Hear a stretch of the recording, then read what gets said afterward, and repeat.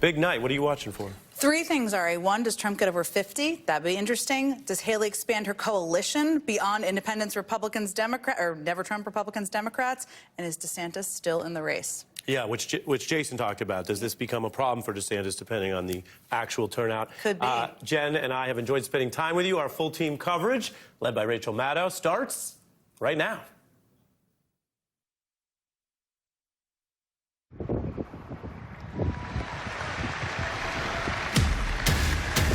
The first vote of the 2024 presidential election. The first American election with a frontrunner indicted for conspiring to steal the last one, dividing his time between the campaign trail and the courtroom. I think he's got a lot going on in his life. I think the D.C. Circuit will rule against him. In the frigid cold. The coldest in modern history. Temperatures so low, they bring new meaning to the term negative campaigning. Governor, is this cold going to work in your favor? Republicans in Iowa will make their choice. Donald Trump is a threat to democracy. Tonight, special election coverage with Joy Reid, Chris Hayes, Alex Wagner, Ari Melber, Jen Psaki, Lawrence O'Donnell, Stephanie Ruhle, plus MSNBC's campaign experts, and Steve Kornacki with results and analysis at the big board. Once every 4 years, the big one. MSNBC's special coverage of the Iowa Republican Caucus, the start of the 2024 presidential election, is right now. And here we go. Ready or not? Time to stop worrying about it. Time to start actually doing it. Good evening. I'm Rachel Maddow at MSNBC headquarters with an all-star roster of the news business's best and brightest as the 2024 presidential election officially begins tonight. It is 7 p.m. on the East Coast. That means it's 6 p.m. in Iowa, where the doors are now open at caucus sites around the state. Iowa caucus goers are filing in.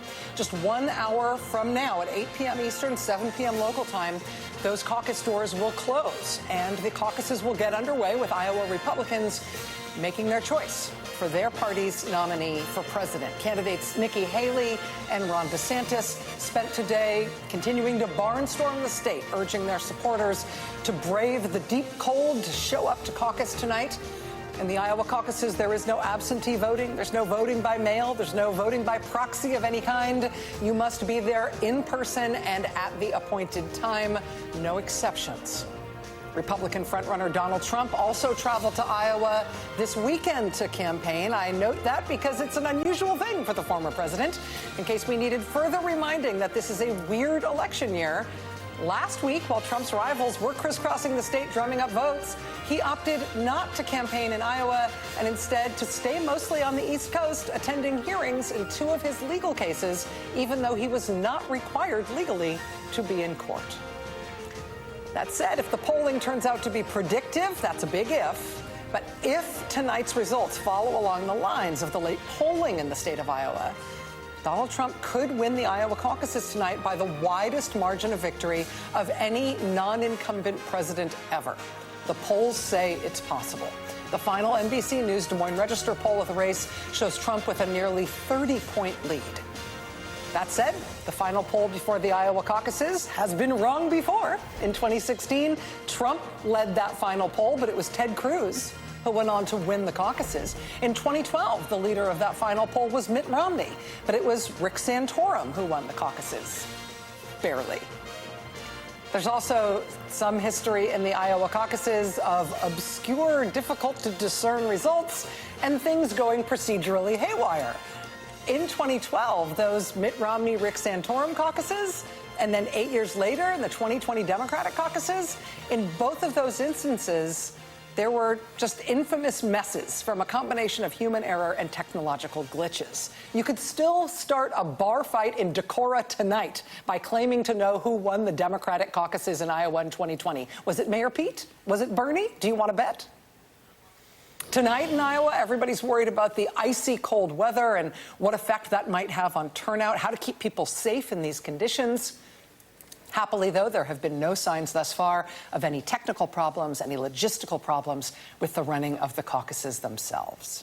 Now, one wild card to watch for tonight how many Democrats and independent voters will be among the caucus goers. It is a feature of the Iowa caucus system that while only registered Iowa Republicans can participate in the caucuses tonight, anybody who's a registered Iowa voter, who's an independent or a Democrat, if they want to, they can change their registration to Republican tonight at their caucus site tonight and then cast their Republican ballot. With no presidential nominating caucus on the Democratic side tonight, nobody really knows if a sizable number of Democrats and independents might decide to participate in the Republican caucuses. If they do that, what effect might that have on the outcome? Dunno. Polls do show that candidate Nikki Haley is drawing a significant portion of her support in Iowa from voters who do not always identify as Republicans.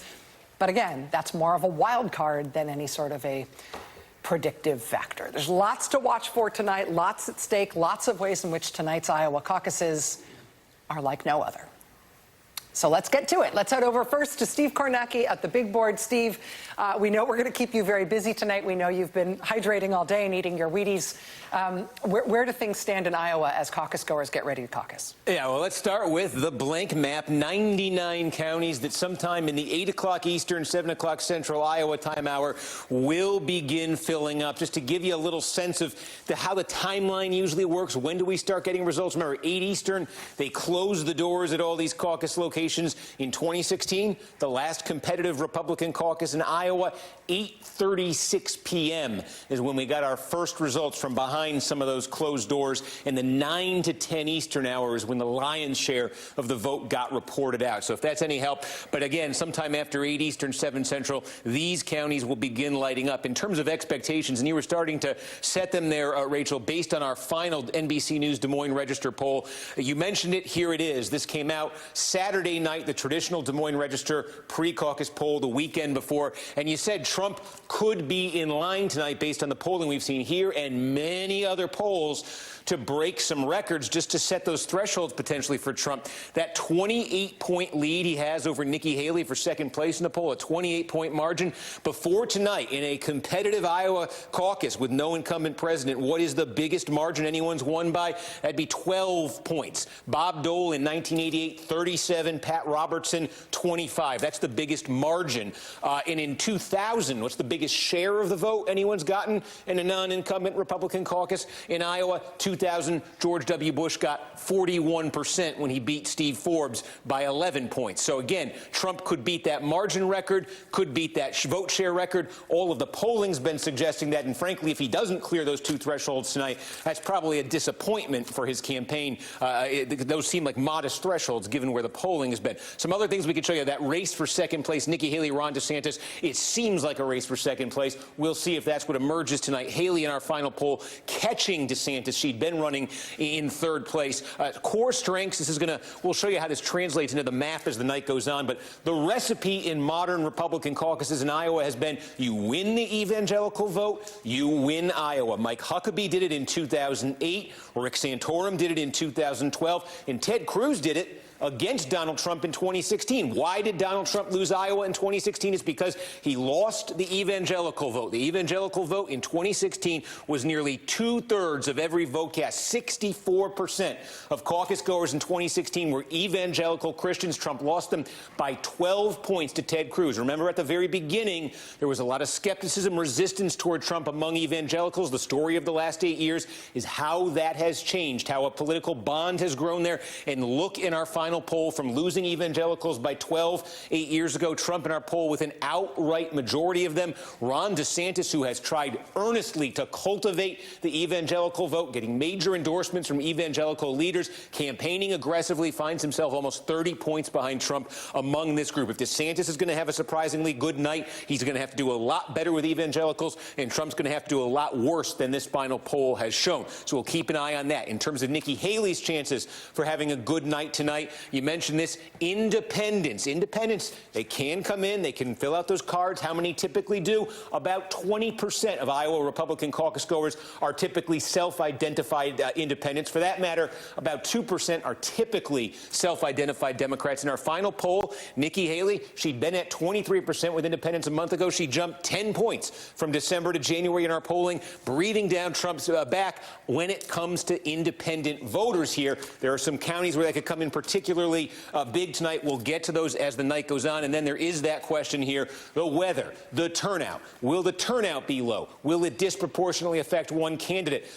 Everybody's got a theory of how this is going to play out tonight. But the common one is to look at this from our poll here. We asked supporters of each candidate the highest level of enthusiasm. Are you extremely or very enthusiastic about your candidate? And on that question, look at that. Nearly 9 out of 10 Trump supporters, 88%, say they're in that highest category. 62% for DeSantis. And look at this, almost 50 points below Trump's number. Nikki Haley at just 39%. So you look at that, that's one of the possibilities. On a freezing cold night, these Haley supporters don't seem that nuts about her. Maybe they shrug and say, I'll stay home, and she falls down a bit, and maybe DeSantis and Trump are the beneficiaries of that. Maybe. But another possibility here, and I think, Rachel, you were alluding to this.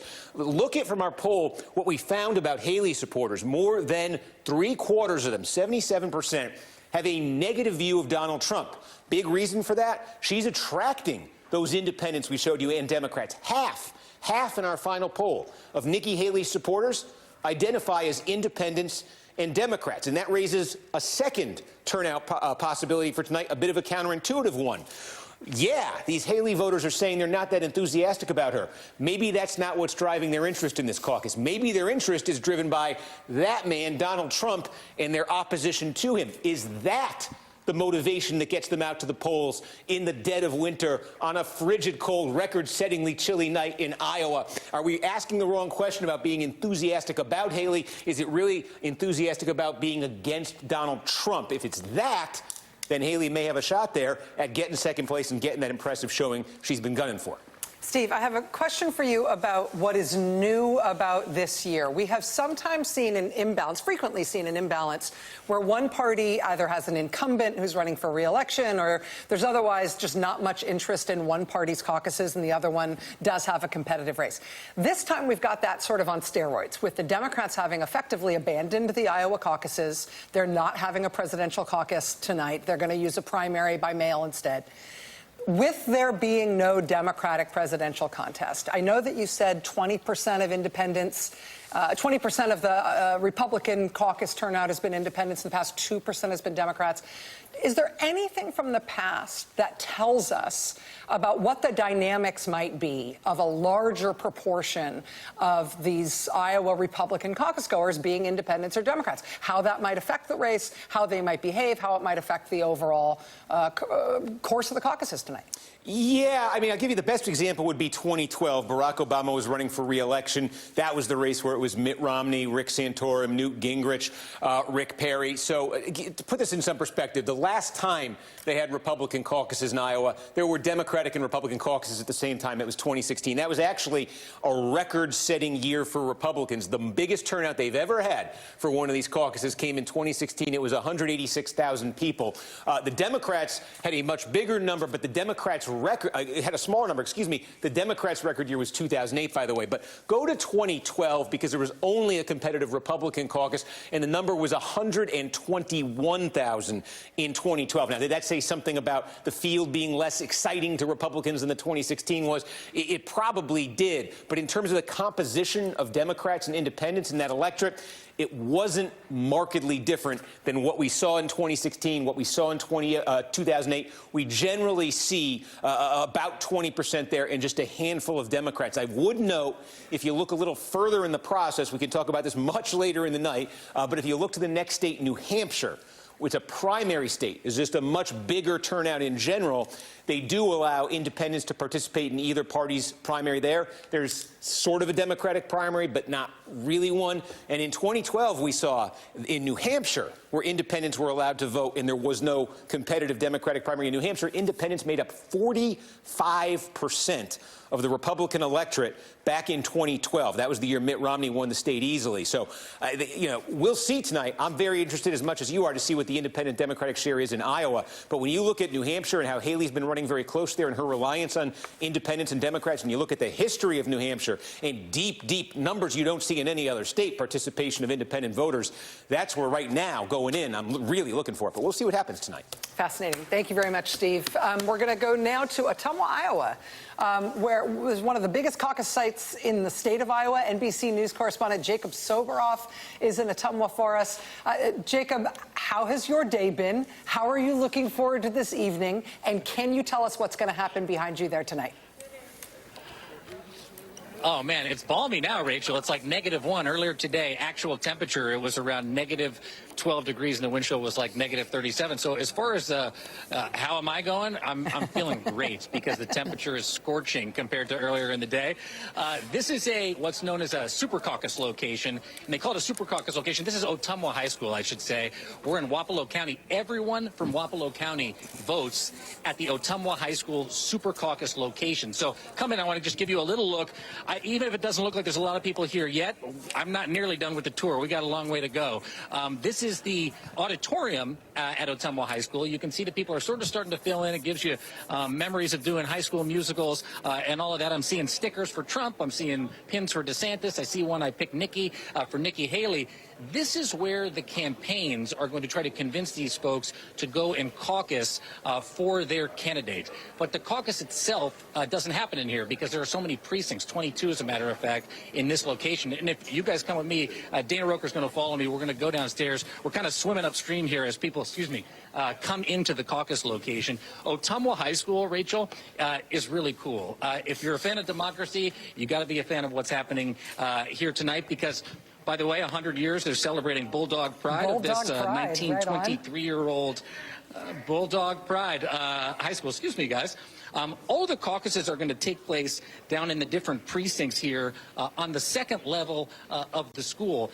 And the reason is because, unlike the Democratic caucus, you remember 8 years ago I was here and people were going to their different preference groups in the big gymnasium in the field house at the University of Iowa over in the eastern part of the state. This is the exact opposite of how they do things. So these are different classrooms, and they're not only different classrooms, but they're different. There actually going to be different precincts in just over an hour's time after those speeches. So people are going to come in here, they're going to cast their ballots inside these rooms, and they're going to actually tabulate those ballots in these rooms, and it's a secret ballot. They just drop it in the box, and they're going to pull it out once they tabulate it, and they bring a little form. That form, is going to come down this way. As I walk you down to where the ballots are going to be tabulated and show you all of that, I want to say, here in Wapello County, this is where former President Trump did quite well, actually, in 2016. I think Steve knows better than I do, but 35 or 36% of the vote. What we're going to be looking for closely tonight, good evening, all the way to the top floor, guys, all the way to the top floor. What we're going to be looking for closely tonight is if he hits around that 50% number that NBC News Des Moines Register poll shows. We're also going to be looking at turnout because in 2016 there were 1,900 people who showed up here. They said maybe 1,000 tonight if the weather doesn't deter people. But as you can see, Rachel, there's a lot going on here right now. We got different preference groups. This is Stephen. I met him earlier. Hey, Stephen, how you doing? Nice to see you. We're live on the air. I'll come and talk to you in just a minute, okay? But Stephen, this is Stephen's first caucus. He's from Georgia. He made his way here. You excited to caucus for the first time? This is the first one. Okay. He's excited? Having fun. Okay, good. Thank you, Steve. I'll see you in a minute. Ultimately, they're going to bring all those tabulation forms down here, and what they're going to do with them is fill out this piece of paper, I guess you could call it. You can see all the 22 different precincts are here. They will tabulate the totals. That will then be the unofficial results for Wapello County. They will report them to the state party, and then ultimately those results will be released to all of us. It's going to be a long process. It's going to end around, I think, 9 o'clock. Steve said 8:36 last time around. We will be tracking every minute of it. We're going to head back upstairs to watch those speeches. We'll head down to the classroom, and we're going to bring it all to you. So, Jacob, I have one logistical question. I'm dizzy from following you through the high school, but I think I've got a sense of the geography there. I'm sorry. No, it's good. As people are arriving, do they have to do anything outside? I know people have to show an ID in order to check in. I know some people may be changing their registrations or updating their registrations so they can caucus tonight.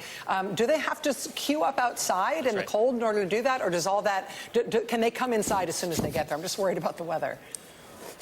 No, why don't we go look together, Rachel? Because I actually haven't. I've been upstairs for a little while. I want to actually see what's happening out there right now. I don't have my big jacket on. I was just going to say, you don't have your coat. We're going outside just for a second. If you let a door close behind you without your Ian, coat the snowplow guy, your whole family is going to be very angry, and we will too.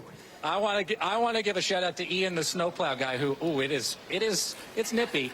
Ian, the snowplow guy, says he does it in shorts and flip-flops. Holy mackerel. It's chilly out here. This is the scene outside right now, Rachel. People are trickling in. Okay. These Iowans, they are resilient. They say that this isn't going to stop them. And there's no real check-in or ID check right here. But people are on their way. Okay, back inside with you now before you get frozen to the door. I'm going. Okay, thank you, Jacob. It'd be like Christmas Vacation. You end up being Ralphie stuck to the pole. Jacob Soboroff stuck to a door at Ottumwa High School. All right, we've got much more to come from Iowa when we return. We've got reporters at caucus sites all across the state. We've got Steve Kornacki, who's going to have our first look at tonight's entrance polls, which will give us some sense about who's turning out and what they care about. We've got a whole night of coverage coming up. We have so much to get to. Very excited. Stay with us.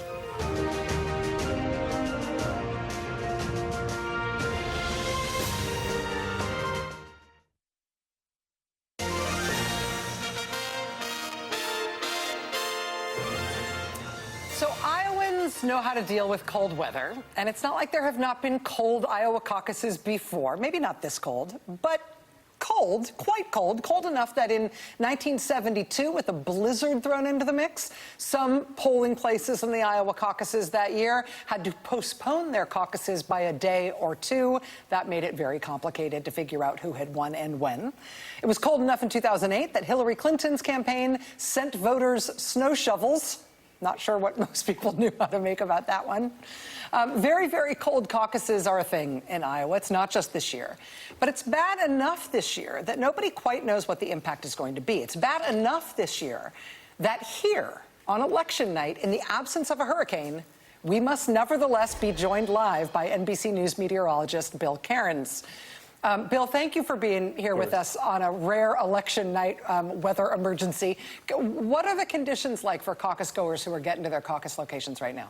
And Rachel, as you said, Iowans are tough. I heard a lady today earlier, she said, blizzard, slow me down. Cold, I'm fine. And to give you context on this, the record coldest it's ever been recorded in human history is in Elkhart, Iowa, -47. So that's the bar. So, okay, so that was 1996, so it wasn't even like all that long ago either. So this is frigid. This is dangerously cold if you get caught outside and you're not bundled up properly, but hopefully in Iowa you've done this for 3 straight days, and you should. So I plotted just about every major city and town on this map that we have here in Iowa, just to give you a case. It's not just one spot, it's the whole entire state. The lowest I've seen is -33 in Storm Lake right now. In Ames, it's -24 wind chill, and the warmest is in Burlington, right along the Mississippi River at -12. So what does this all mean for tonight? Well, the people that were going to go and trug through a blizzard to caucus, they're going to be there anyways. But the people that may have been on the fence, maybe going for their first one ever, should they go, should they not go, do they want to, leave the kids at home, that sort of thing. That's just what they're dealing with. Des Moines is -3. The coldest ever in Des Moines for a caucus was 16 degrees. So that was in 2016. So that's what we're kind of comparing this to. And so this is much colder than ever before. So that's why people are wondering how many people will not show up out there. And you do worry about frostbite if someone gets stuck out there, if someone that's older is driving in the car. The roads are still slippery from the blizzard a couple days ago. So those are the concerns, Rachel. But by Iowan standards, I bet you're going to have a hard time finding a lot of people that say they didn't show up because of the cold, or at least they won't admit it. NBC meteorologist Bill Cairns. Bill, thank you very much. There's been so much talk about this over the course of the day, and it's like, yes, it's going to have an impact. Do we know what the impact is going to be? No, we don't. But, there are a bunch of wild cards. Iowa caucuses happen every 4 years, but it does seem like there's a lot of things that are new this year, from the indicted frontrunner to the Democrats giving up on caucuses and not having them, to the crazy weather that we have never had before, to the incredible prospect about lots of independent and Democratic voters having a very large say in who they're going to pick. It does I know everybody's saying, like, oh, Trump's going to win. It's just a question of how much. Why? Where's the suspense? I feel like there's a ton of suspense tonight. Well, I would just, first of all, like to thank the Republican Party of Iowa for scheduling their caucuses on MLK Day so that I could violate the culture and work on MLK Day. But I'm thankful that Michael Steele is violating it with me. We are holding hands and violating the black rules together. That's it. Together we are marching not toward freedom. I'm with her. Okay. Yes, I kind of might sort of scared you up. And you know what? I think the most important thing about the Iowa caucuses tonight, with all due respect to our friend Bill Cairns, is not the weather. It is that the guy who's probably going to win faces 91 criminal counts. Yeah. And when I ask, regular folks, what would you like to know tonight? I asked one of my dear friends who is a normal person who thinks about politics from a normal person's point of view. You have and one she of very those? brilliant. I have one or two. I can't find You them. can find any? I still have a few of them. She's got the last one. I got sorry. But I'll introduce you so we can share. And she made a really good point. The question that she had, which I would actually like to throw to my friend Michael Steele, is what happens if Trump gets the nomination and then, I don't know, the Supreme Court rules that he's not eligible to be president of the United States, or somehow one of his trials happens and he gets convicted. Right. So I will throw it to you because I think I don't know if people are gaming it out that way in Iowa, if they're thinking through it, but they're caucusers, so they're not just going in and punching. They are having to game theory a little bit more. So what happens? So I don't think they're game theory, doing too much game theory on that part of it. This is an emotional reaction for a lot of these voters. They are emotionally connected to Trump. They are emotionally defending him. Their vote is an expression of that defense. Mm-hmm. So you're going to see a lot of that. But let's play out your scenario. What happens in the first instance that we should all get buckets of popcorn, because it's going to be a wild thing to watch unfold, starting with the fact that the RNC at that point would presumably be in the process of setting its rules for the upcoming convention. That process is generally controlled by, guess who? The potential, or at least putative nominee of the party, who in this case is Donald Trump. Right. He's got a lot of support on that committee. So in the process of rewriting the rules to deal with the fact that this potential nominee is not in play, the fight will begin first on the Rules Committee. That would then, two things. One, either allow access for someone else to step in, right? If he's picked a vice presidential candidate, then that's easy. Then we'll just defer or default to that person. Or if not, then you're talking about opening it back up. And two, once you do that, who gets to play? Right. Does a Chris Christie get to come back in? Does a Ron DeSantis gets to come back in? Folks have already dropped out. To compete for the nomination? To compete for the nomination. So it wouldn't be automatically the number two, because that is the question I guess Well, I'm there is no asking. number two unless he picks a number two. Got you. No, I mean the person who finished second. No, it doesn't work like that. And is that why none of them are going for him? Is that why Ron DeSantis and Nikki Haley aren't really running against him? Issue after issue, they don't touch him. Right? When you think about, oh, people vote about the economy, look at Iowa. It is a state filled with farmers.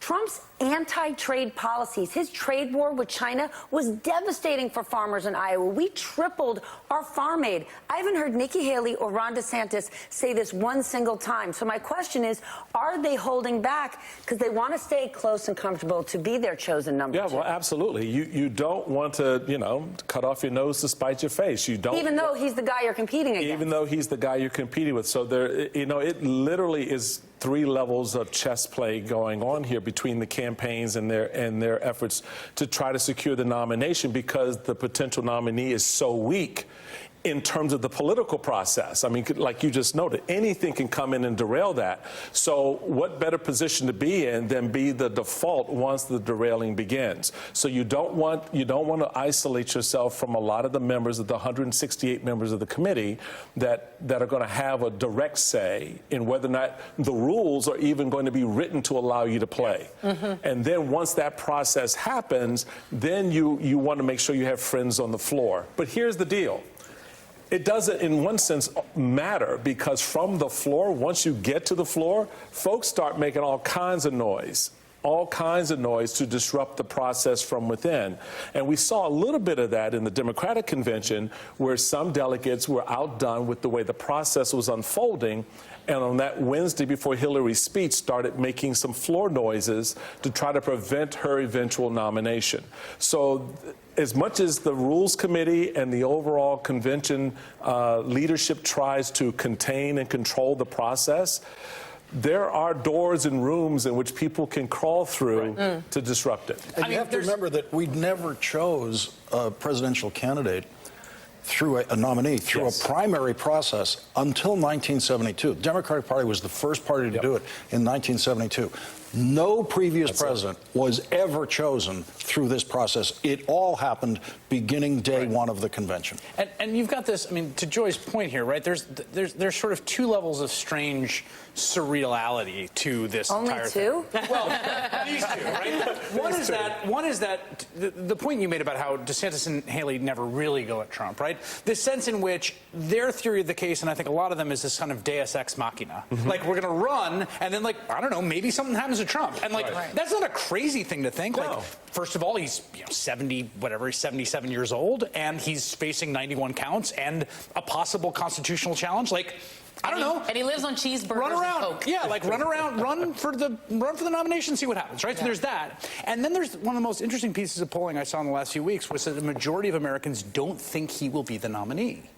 There's some sense that, like, in the ether, This like, can't is it happen. really going to be this guy? Yeah. And then when you get to Republicans, there's this sort of roadrunner effect, which is that he always seems to get away. So, like, they're inside the Republican world. It's like, well, they never catch him. Right? Like, they haven't caught him yet, and they're not going to catch him this time. Outside in the non-internal Republican world, it's like that guy, they're not going to make him the nominee, right? Yeah, So but people you said got, like, that all in 2015. Yeah. No, of course, right? But the point being that, like, there's this huge disconnect between the way the Republican voters think about it, and I think part of that also has to do with faith. Like, there's interesting polling on that. I heard a bunch of interviews with voters who are like, I don't think God's going to let him get convicted. Well, yes. But that's an important point to your point, because the reason the Republican Party doesn't catch him is because you have a lot of people within the party that are putting up the roadblocks that make it more difficult to catch him. Part of it is the way they go after people who do. Part of it is just the general course of the flow of the party itself. I mean, there are a lot of little variables that wind up causing folks to stumble, and Trump knows it. And so what he does is he tries to very carefully place those roadblocks, which is why he uses the court system the way he does, why he uses the rhetoric the way he does, why he plays to the lesser bases inside the party. The final thing I'll just say here is that, thinking of it from the perspective of the Democratic Party and its neuroses, if the frontrunner had 91 counts of indictments, all anyone would be talking about everywhere is like, what is wrong with you? You can't nominate the guy who's going to face criminal trial this year. You're every op-ed, I mean, it would just be endless, right? That would be the story. In this contest, Ron DeSantis kind of said something in the debate of, like, maybe it's not the best idea to nominate the guy, but, like, other than that, totally absent. And by the way, the calendar, just to give you all the sort of, and the reason I bring it up is that, you know, this is supposed to be traditionally, we'd be saying this is the beginning, and then they do it, you know, New Hampshire, and then they do South Carolina, and we'd be talking about it because it's a delegate build. But look at the timeline we're talking about. We're talking about a case that could go before the Supreme Court. When is it going to go? Like by April, February 8th, right? And then by April, maybe we get an idea. Typically, the Republican Party, that you hit the magic number of around, you need 1,215 delegates out of 2,429 to get the nomination. Typically, Republicans hit that number in May or June. So you could be looking at a month before he hits the magic number, he gets the bad Supreme Court decision that says he's ineligible. And then their convention is in June, or July. What is it, in June? So July. So this is all a very it's a shorter timeline than you think. What it means to the forest among these trees is that there is a rational process that is happening, and the other thing that is looming behind everybody who's making rational decisions is there might be a meteor that's going to destroy all of it. Which is what So everybody's so weird. Everybody's making plans for both of those contingencies. Big meteor. So, but tonight the meteor is still floating around, and we do not know if it will leave orbit and destroy us. And so up next, we will go back to a caucus site and hear from a voter who tells us that they changed their mind about which candidate to support recently. This is a thing that happens. We've got Steve Kornacki also back at the big board just ahead. Stay with us.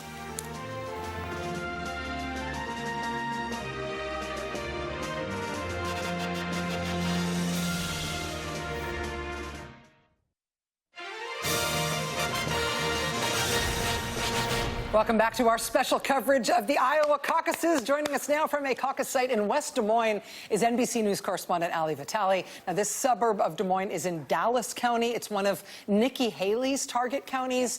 The caucus site also happens to be in the same building as her planned victory party. Ali, what are you seeing?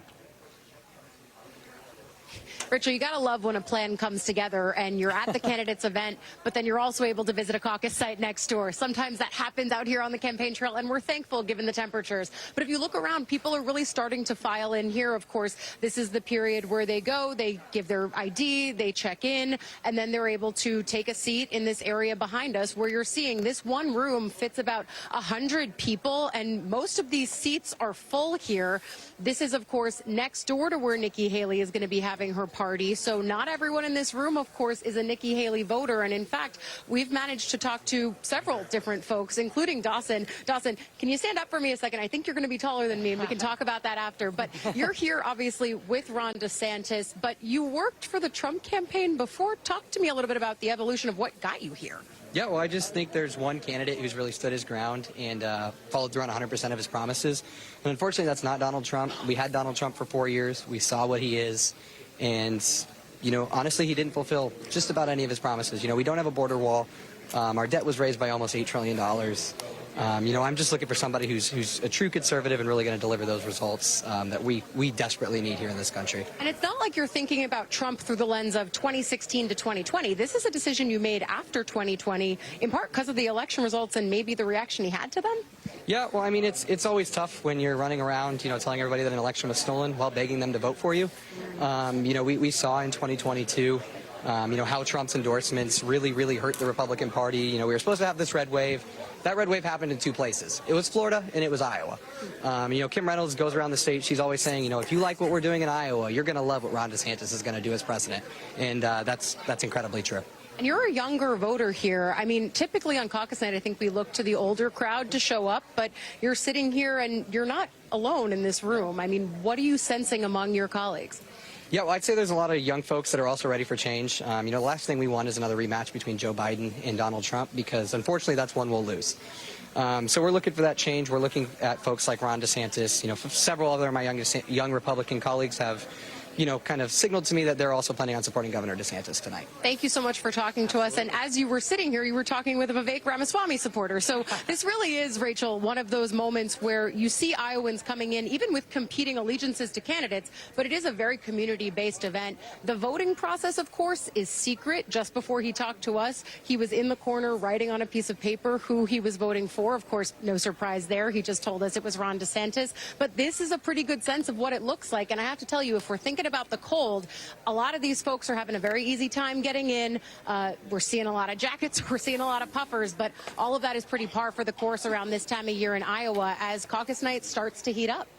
Ali Vitale for us tonight. Thanks in Dallas County, just outside Des Moines. Really appreciate that. I know we'll be back with you, Ali, as things get underway. Just to remind you, the way these things go is that the caucus doors will close in about 14 minutes. Everybody inside will be checked in as an eligible Iowa resident and as a registered Republican, even if you're only registered as a Republican as of tonight. They will then all hear speeches, an individual representing each of the campaigns, and then they all cast a ballot. It is an anonymous ballot, a secret ballot. It's not like in the Democratic caucuses you might remember from previous years where everybody in the room can see who you are siding with.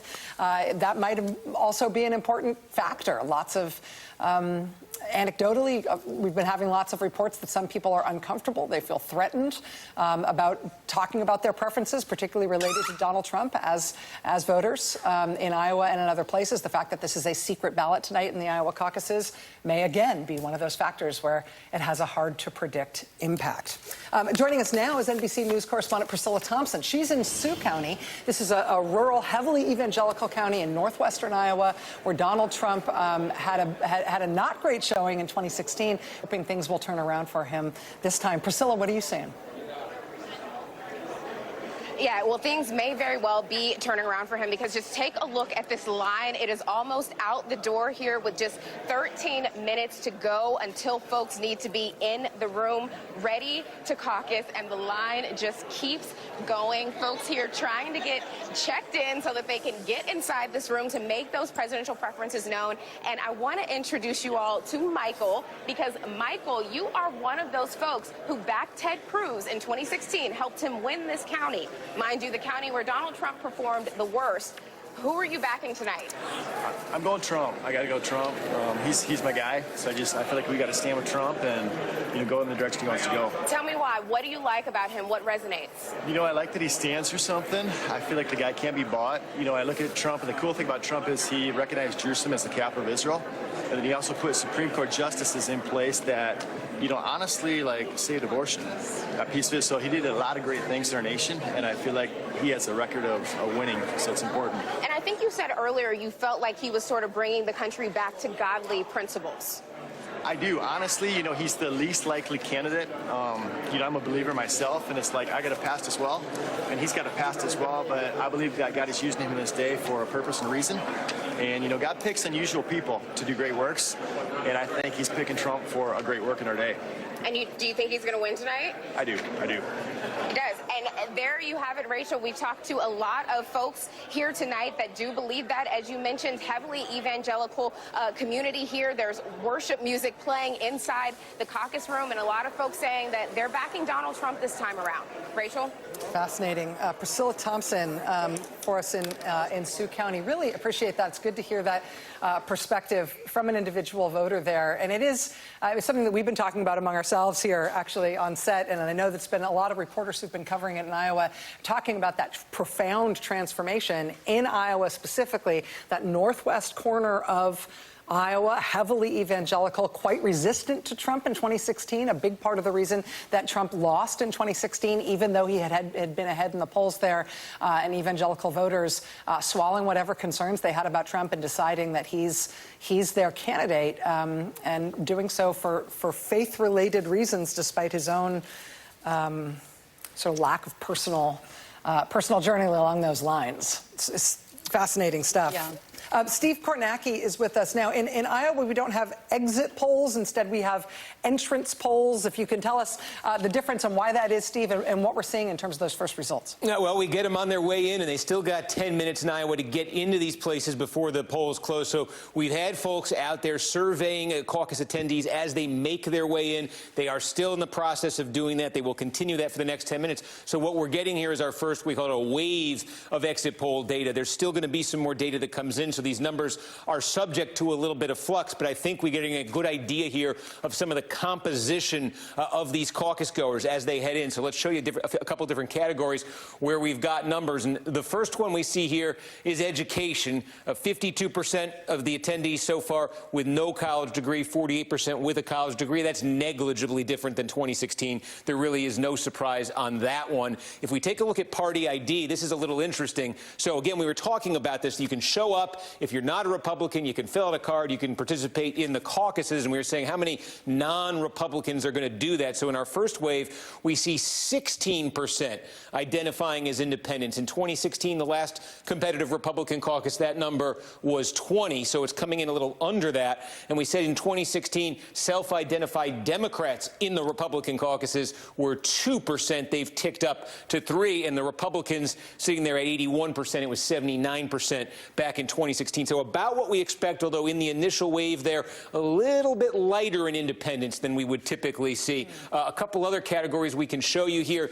Ideology. Here you're seeing, at least in this initial wave, a couple significant shifts from 2016. The biggest is this. Those calling themselves not just conservative, but very conservative. The combined number of somewhat and very conservative is about the same as 2016. It's 3 points higher. But this number in 2016 of the most conservative, very conservative, was 40% in 2016. Now 54% of caucus goers describing themselves that way. And moderates in 2016, self-described self-described moderates were 14% of the electorate. Right now, 9% entering these polls. There is, again, we talked about, are there Democrats coming and just here to cast some kind of vote against Trump? It was 1% self-described liberal in 2016, 3% tonight. That could be just a statistical blip, or maybe there's a small sliver there who really are just Democrats coming out to send some kind of message to Trump. And most important issue, now we didn't ask this question exactly the same way the last time around, but you can see here immigration actually topping the economy here. Certainly on the Republican side, there's been a lot of passion around this issue. And we can get to, I thought we had it here. We asked an interesting question here, too, about candidate quality. What matters most to you in making up your mind here? And again, it's a little different than 16, but one question was the same, and it had to do with electability.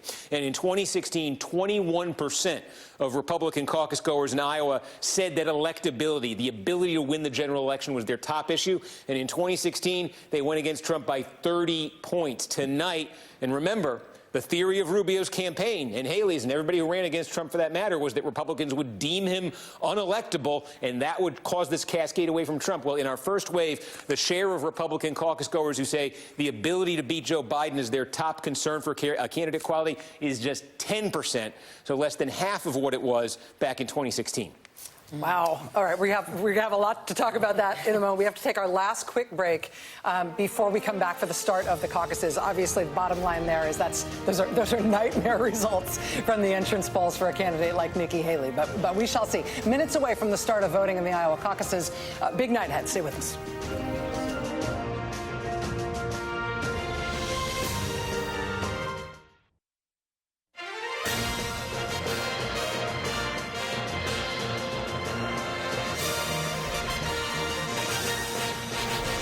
This is a live look at a caucus location in Davenport, Iowa. We're just about 4 minutes away from the doors closing and the Iowa caucuses beginning. When the doors close at the top of the hour, these caucuses will get underway. They'll all proceed sort of on their own pace, but we expect things over the next 2 hours to proceed to having results from all over the state of Iowa. You guys, we just heard from Steve Kornacki about the first entrance poll results. If you're the Nikki Haley campaign, I feel like that's the worst possible news you've had towards the end of the campaign. The number of... Go ahead, Steve. I mean, just down the line, all the indicators you would look at for Trump's strength are reflected in those entrance polls. Now, it's the first wave. Again, people surprise us, but, you know, the basic idea of people identifying themselves as very conservative, who, you know, that word, again, like there's a bunch of words in the Trump era whose meanings have morphed, so even evangelical means something a little different than it did 8 years ago. Conservative, I think, probably means something different than it did 8 years ago. It means really like Donald. I really like Donald Trump a lot, and I'm a Trumper. And then the other thing that just stuck out to me from Steve's point is that a very low percentage of people talking about electability. And again, to go back to the sort of differences between the kind of makeup of the two coalitions in our country, the level of like insecurity and neuroses of the Democratic coalition, like we're out of touch with the country, we need someone electable. You know, there's that old apocryphal New Yorker writer, Pauline Kael, talks about Nixon, how could he win? No one I know voted for him, right? She didn't actually say that. But there's always this sense among the center left and liberals they're out of touch with the country. And you see this reflected in the press and the reporting. And you saw it after 2016, particularly after Trump won. There is nothing like that in the center right. Zero. Despite losing in 2020 and losing. They never have that feeling about themselves. There is not this sense of like, we are out of the touch with the country. Why did we not get Biden's appeal? No one asked that question. And so what you have instead is this sense in the conservative media, Biden's a joke, everyone in the country hates him, all anyone in the country cares about is the border, and everyone agrees with us. And there's no... there's nothing to worry about from the other coalition because Donald Trump won the first time. Well, the only thing to worry about is the deep state. Right. And the thing is, we were sort of laughing about the fact that they're talking about electability when he's literally lost everything he's touched for the last 4 years. But, you know, I feel like the important sort of data point, and you know, Steve talks about it a lot. He's going to probably talk about it a little more tonight, is that these are white Christians. that this is a state that is overrepresented by white Christians that are going to participate in these caucuses, especially tonight. Earlier today, reached out to Robbie Jones, from the Public Religion Research Institute, knowing that we were going to talk about Iowa. And this is a hyper-evangelical white state.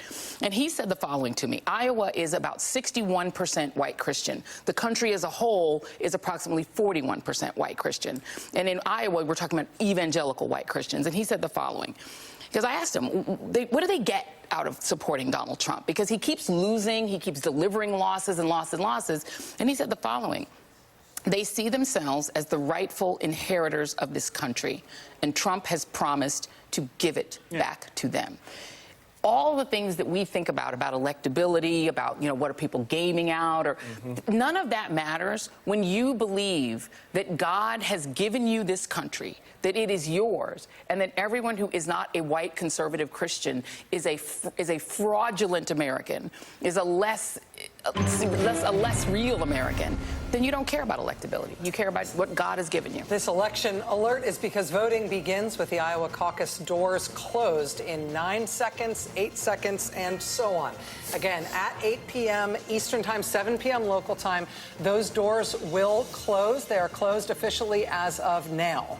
And right now, immediately upon doors closing, based on the entrance poll results, NBC News can project that the results in Iowa are too early to call, but that former President Donald Trump leads in Iowa. Again, that is the official NBC News projection as of the caucuses closing their doors and beginning their work. Again, this is based on entrance poll data, which we've been sharing with you since we started to receive it. What's happening inside these caucus sites? We can have cameras inside these caucus sites. They will all basically do the same thing now. There will be a Pledge of Allegiance. There, in some cases, will be a prayer.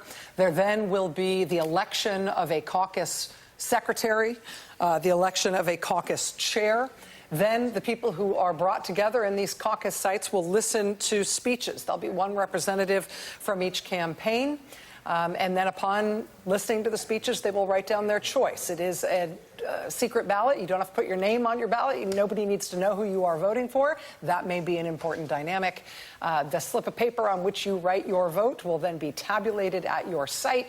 The site will then convey that tabulated result to Des Moines, Iowa Republican Party headquarters. They will release the unofficial results at the end of the night. The results will become official once they've got paper copies of all of those tabulations from all of the more than 1,600 caucus sites around the state. And then we will get the official result. But again, the projection as of right now from NBC News is that while the results are too early to call in Iowa, obviously, the projection is that Donald Trump leads. Joining us now from Clinton County, Iowa, is NBC News correspondent Maura Barrett. Clinton County is one of those Iowa counties that Barack Obama won as a candidate, but it swung heavily to Donald Trump in 2016. Maura, what are you seeing there? Well, Rachel, this is actually a caucus site for 3 different precincts. If you take a look, the way the auditorium is set up actually works out perfectly for the way they need to do it here. There's 3 different sections. You see it's getting pretty full pretty fast, but that'll be the 3 separate precincts. And this is DeWitt 1, the township, which represents the more rural areas of the county, and then DeWitt 2. And you'll see behind me as people are still filing in, they're very bundled because it is real feel negative 22 degrees outside, and they're waiting in line here to sign in. I actually was just chatting with Jay and Kathy here, and they are actually going to be waiting to listen to the caucus captains before they make their decision. And this isn't the first time that they showed up to a Republican caucus. But if you could tell me, like, what's on the top of your mind right now? Why was it so important for you to come and share your voice tonight? Well, we're conservative. Our values, we have family values. We believe in family values, and so for that reason, we generally support the Republican Party. And concerned about getting the proper candidate in there that meets our values, and also concerned to make sure that a candidate can ultimately win the presidential election. So that's our biggest concern. And Kathy, you said you're really looking forward to listening to the different speeches, making your choice based on what you hear. Are there any candidates you're more excited about, or which are the ones you're really thinking about? I think I probably have a leaning more toward Nikki Haley at this point, but I'm willing to listen and hear what people have to say before making a final decision. Again, like the conservative values and you know, things that are important to our family. You know, we really want to make sure that whoever we vote for, like my husband said, has a real chance of being the candidate and has a chance of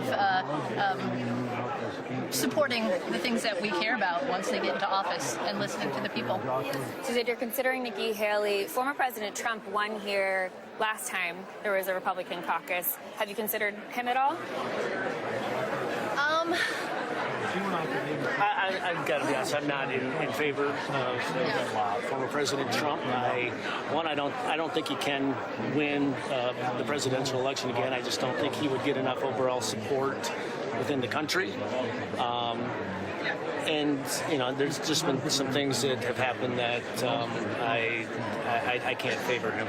I can't support him. I would really like to see our country come together more, and it seems like some of the things that he has said are a little more divisive. And so I would love to see, you know, a candidate that could really bring our country together. Well, thank you guys both for sharing your thoughts. I'll let you go sign in now since we're at the front of the line. You guys go ahead. But yeah, this is a county that if we're going to see President Trump do well, it's going to happen here. And the campaigns for Nikki Haley, Ron DeSantis are really counting on people like the folks we just talked to consider and really want something different than what they had seen before. And so that's something that we're watching here in rural southeastern Iowa. Guys. Maura Barrett in DeWitt, Iowa, which is in Clinton County. Thank you for wrangling those caucus goers for us. That was really, really good to hear from them and hear from them in their own terms. Joining us once again from Ottumwa, Iowa, is NBC News correspondent Jacob Soboroff. The site that he is at, again, is Wapello County, and there are 22 different precincts, 22 different caucuses going on. Jacob, who are you with, and what have you seen?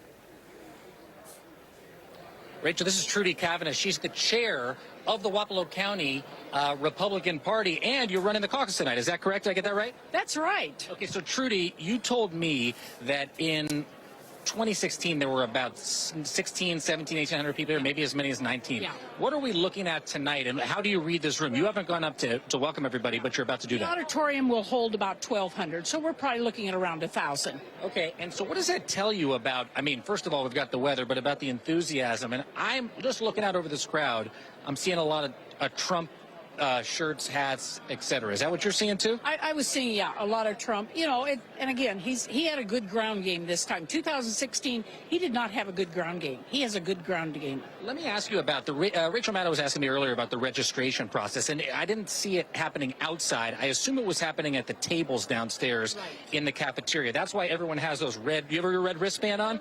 Okay, so Rachel, everyone's got these red wristbands on. That means what, Trudy? That you can go inside the precinct to participate? You get a ballot. Okay. These are people that are registered Republican. Either they have been registered and they just signed in on the sheets, or they registered tonight and became Republicans. Do you have any idea about how many people were perhaps independents or maybe even Democrats and decided to switch over tonight when they came? They haven't told me that. It looked like probably we're running about 100 people. About 100 people that decided to switch? Decided to switch, yes. What does that mean to you? Well, that just means that, you know, when you're an independent, you think nobody calls you. What happens is everybody calls you. So, but that's to be in the Republican caucus or in our primary, you have to be a registered Republican. So they want to participate, is what it means. I don't want to take too much of your time because I know that you have to go up there. Why don't I let you go up there and do that? We're going to check in with you over the course of the night, Trudy. But go up and why don't you welcome everybody, and we'll see you in just a little bit. We'll do that. Thank you so much. Thank you very much. Really appreciate it. Okay, so what's going to happen now, Rachel, is Trudy's going to go up. She's going to welcome the crowd. The campaigns, as I said, are going to give their speeches, and everybody's going to break out into those precinct-level groups. It is a healthy turnout here, despite all this weather, as we were talking about earlier. Jacob, can I ask you about one thing that you spoke to us about earlier? You mentioned that you'd met a voter and you talked to him a few different times, and it was his first Iowa caucus, and he was from Georgia. And we all thought, he can't be from Georgia and be taking part in the Iowa caucus. Do you mean that he's just moved to Iowa and is now an Iowa resident, and this is his first opportunity to caucus? Or did you just find a crime? That's an clarification. Yeah.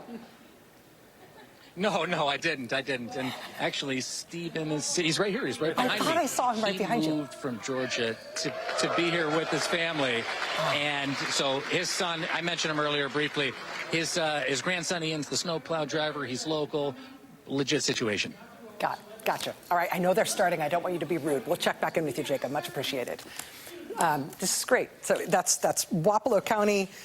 Trudy, who's the county chair, who we just met, is now welcoming everybody there. They're going to elect a caucus chair. They're going to elect a caucus secretary. They're going to have speeches from all the candidates, and then they're going to vote, and that's how it is going to go. Let's head back over to Steve Kornacki at the big board. He's got more from the entrance polls for us now. Steve, we had this projection from MDC News the first second that we could, that based on the entrance polls, it is too early to call, but Trump leads. Obviously, that's the biggest bottom line, most important thing we can get from those entrance polls. What else are we seeing, or what is it that's we're seeing within those that led to that call? Yeah, we can show you. We've been talking in the run-up to this about some of the key groups in Iowa that will be decisive, and we're getting some readouts from the exit poll about how they're telling our pollsters on the way in they intend to vote here. So first of all, we've talked about this a lot, the gap between those with college degrees, those without college degrees. It's a big part of the gap between Democrats and Republicans these days in general elections, but it exists within the Republican Party. And take a look at the gap that's developing tonight here in Iowa. These are Republican caucus goers with college degrees. Look how they are breaking. Donald Trump barely in this exit poll, leading Nikki Haley, just a 2-point gap between them. DeSantis back at 23%, Vivek Ramaswamy at 9%. Again, 35-33 Trump, college graduates. This is a little clunky, but let me get you now to the other side of this. No college degree. Again, we showed you the split. This is about a 50-50 split. Check this out. Donald Trump, 65%.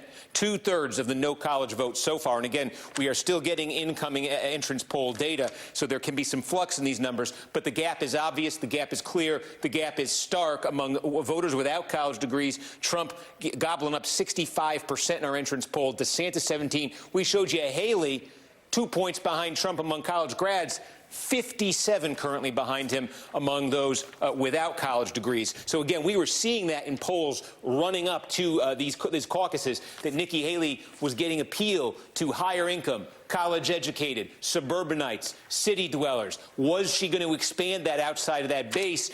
This is a troubling number for her, but we haven't seen any actual reports from counties yet. One other that I can show you, we talked about, evangelical Christians. Now, by the way, white evangelical Christians made up 62% of the Republican caucus electorate in 2016. Overall, with non-white evangelical Christians, it was 64% of the electorate. So that's why I've been saying 64. But here it's just white born-again evangelical Christians. Tonight, our exit poll is showing just over half identify that way. Here's how they're breaking in our entrance poll. Trump 55, DeSantis 24, Haley 12. And again, the critical point of comparison here is that in 2016, when Donald Trump lost this state, he got 22% of the evangelical vote. Ted Cruz, in winning the state in 2016, got 34% of it. So again, that 8-year story of Donald Trump forging and deepening a political bond with evangelicals that would be crucial in Iowa and elsewhere. You're seeing it certainly in the entrance poll. So you mentioned the characterization of Trump leading a race that is too early to call. That is because not a single return from any of these caucus sites has yet come in. So we want to make sure when these returns start coming in, we want to see, are they lining up with those numbers I just showed you? And just looking at the clock here, 8:12 p.m., if 2016 is a gauge here, we got our first readout in 2016, what would be 24 minutes from now, 8:36 p.m. So when those numbers start coming in, if they are looking like that exit poll, which looks like the final poll we've been showing you from the Des Moines Register, then I think you could see where this might be headed. Steve, I think we've just found out, we just heard that Nikki Haley is speaking right now at a Des Moines caucus site. Is there any way we can take the audio of this? Percent unemployment down to 4%. We did the toughest illegal immigration law in the country. We passed tort reform. We passed pension reform. We did voter ID. We made sure that we were taking care of paying down our debt, filling up our coffers. But more than that, we were named the most patriotic state in the country when we were done. We were an economic powerhouse. We started building planes with more BMWs than any place in the world. We brought in Mercedes-Benz. We brought in Volvo.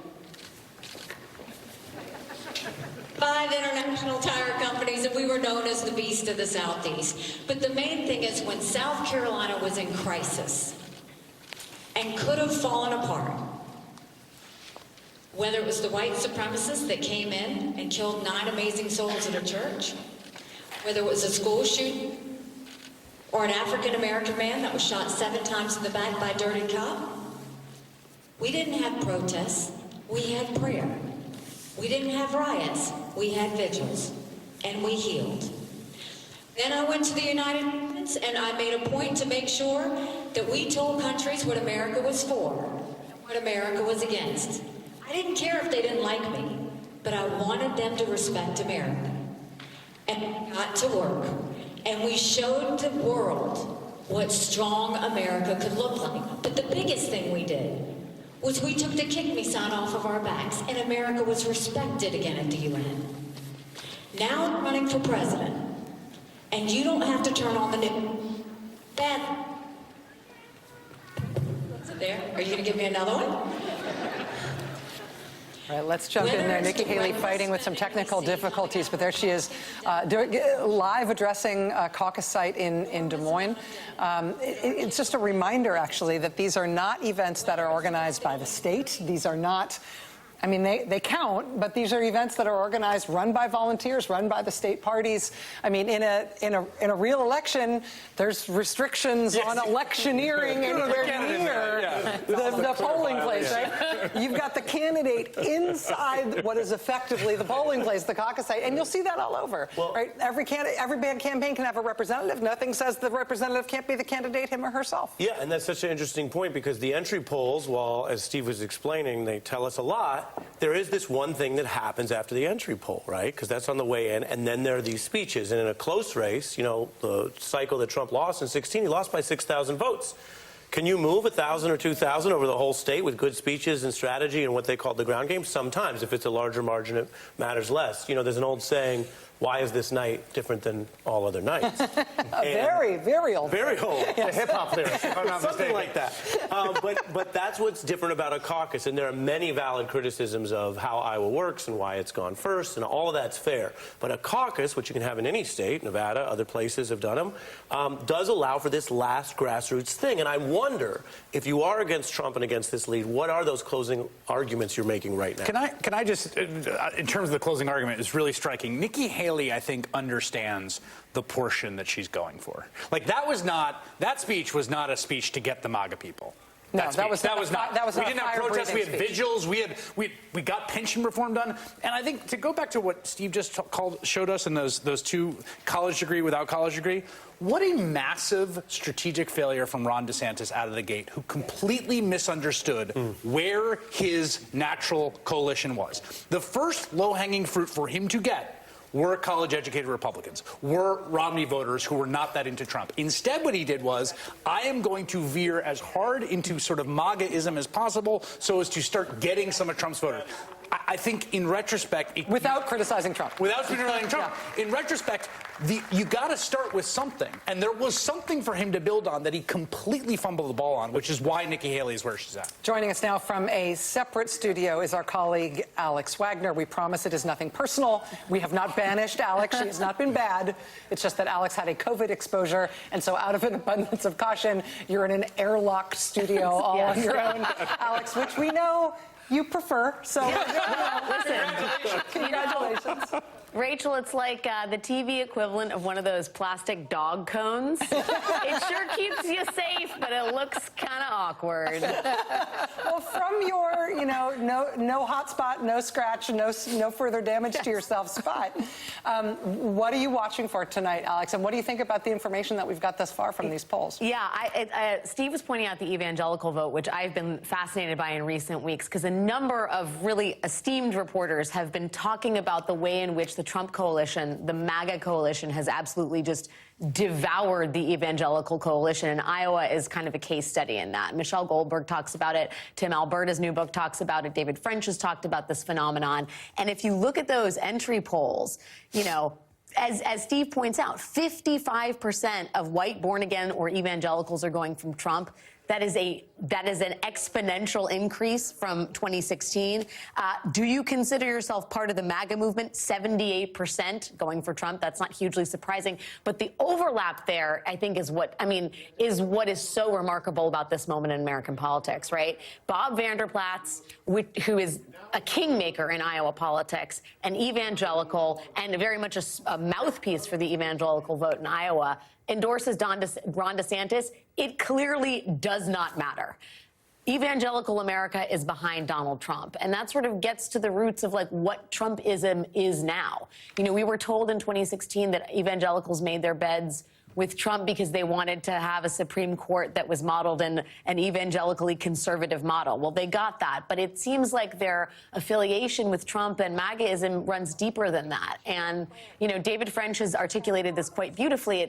It's that Trump has in some ways become religion for a certain section of the American electorate, and especially for evangelicals, that it's not about the virtue anymore, it's about the vice that Trump expresses. And I think you see that playing out in Iowa, where the evangelical vote is key. It is central to what is going to unfold tonight, and it is very much a group of people that find that Trump is in some ways a second coming. It's why Trump is taking out ads like the one that came out, I think, a week ago called God Made Trump. There is a distinctly religious undertone to his campaigning nationally, and I think you see that playing out in Iowa, right? I mean, the numbers do not lie, Rachel, and I find it really a spectacularly interesting thing, if not a downright curious thing. Yeah, and we'll have to see. I mean, entrance polls are polls. They are not election results. We will have to see if they match what we're expecting in terms of the overall results, if they are as predictive as we're all expecting them to be. You never know. Right now, we've been watching live caucuses underway in places like Waukee, Iowa, and Sioux City, and Storm Lake, and Davenport, and Des Moines, where we just saw Nikki Haley herself speaking on behalf of her own campaign. We're going to take a quick break. When we come back, we'll have some of those live speeches as caucus goers right now are being persuaded one way or the other toward casting their ballots. Stay with us.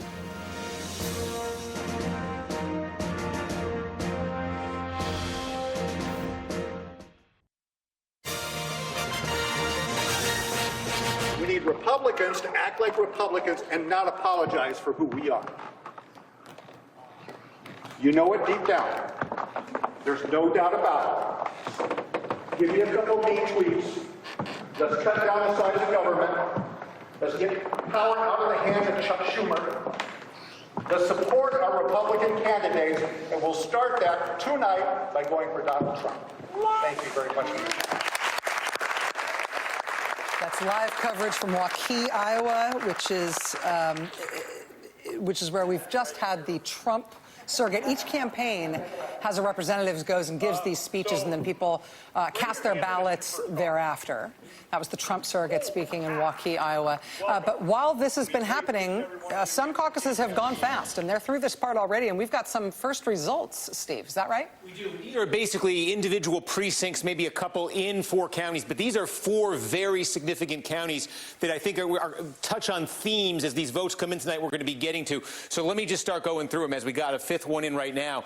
We'll start in Lyon County, far northwest Iowa, deeply, deeply religious. This, of all the 99 counties in Iowa, this was Donald Trump's 2nd worst county in 2016, the first time he ran. Look, you can't even see him on our list of the top 3 right here. This county speaks to the heart of what we were talking about. In 2016, evangelical Christians, especially church-going evangelical Christians in Iowa, were skeptical of Trump. Some were hostile toward Trump, and boy, did you see it in Lyon County and in northwest Iowa. Now, this is not all of the county. This is a fraction of the county, but Donald Trump is at 72% here, a county he got absolutely blown out in 2016, deeply evangelical, deeply religious. Again, we'll see more vote coming in, but this is hinting at what that exit poll showed, the explosion, the more than doubling of Trump's support with evangelicals, and it's a complete reversal of what we saw when this county reported its results back in 2016. Take a look here at Hancock County. We got about 8% in. Again, it's just a scattering, but the significance of this county,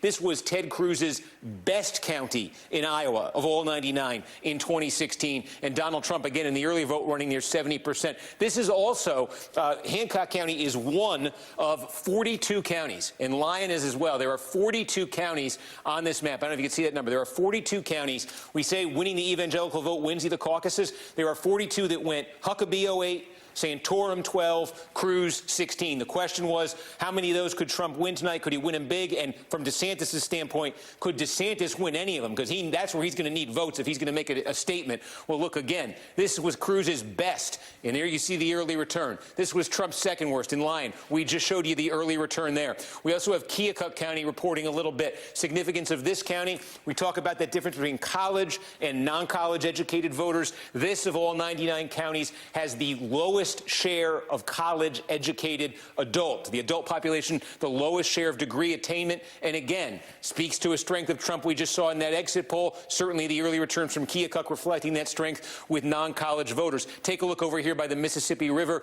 Des Moines County here. Again, this is one of those counties. Iowa had more counties than any other country in the United States that went Obama 2008, Obama 2012, Trump 2016, Trump 2020.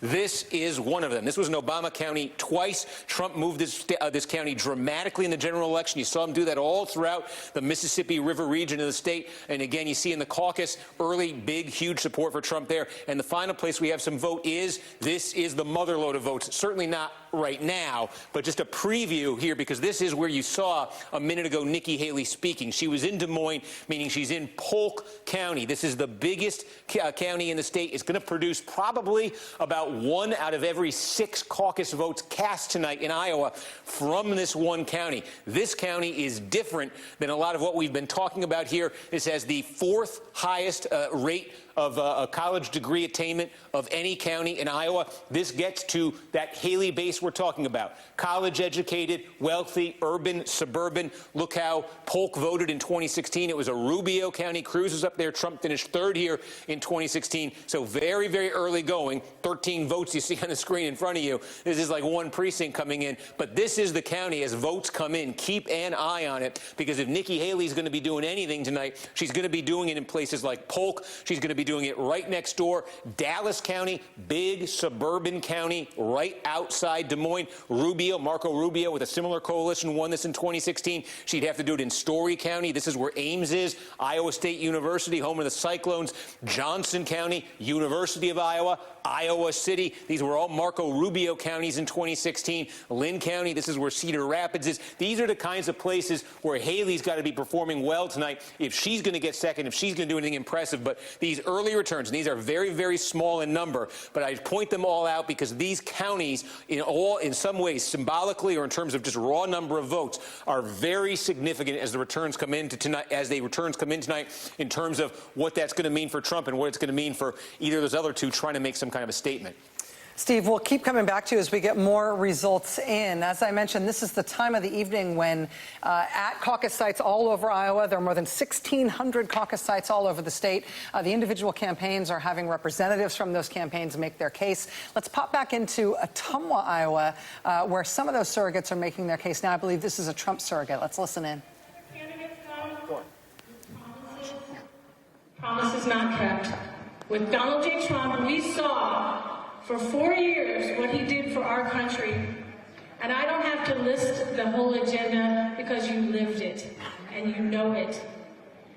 So I ask you tonight to look in your heart and to remember what those 4 years were like, and to know that we can get that back and we can save America.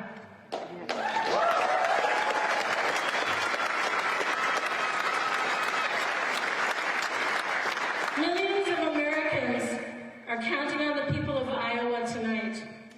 It's time to finish what we started and make America great again. Just one more thing. Trump, Trump, Trump, Trump, Trump. See the other campaigns representatives standing by ready to make their speeches as well. Let's just see if we can hear this next one. We're not sure which campaign this representative is speaking on behalf of. Thank you for letting me speak next to me. That's kind of a hard act to follow.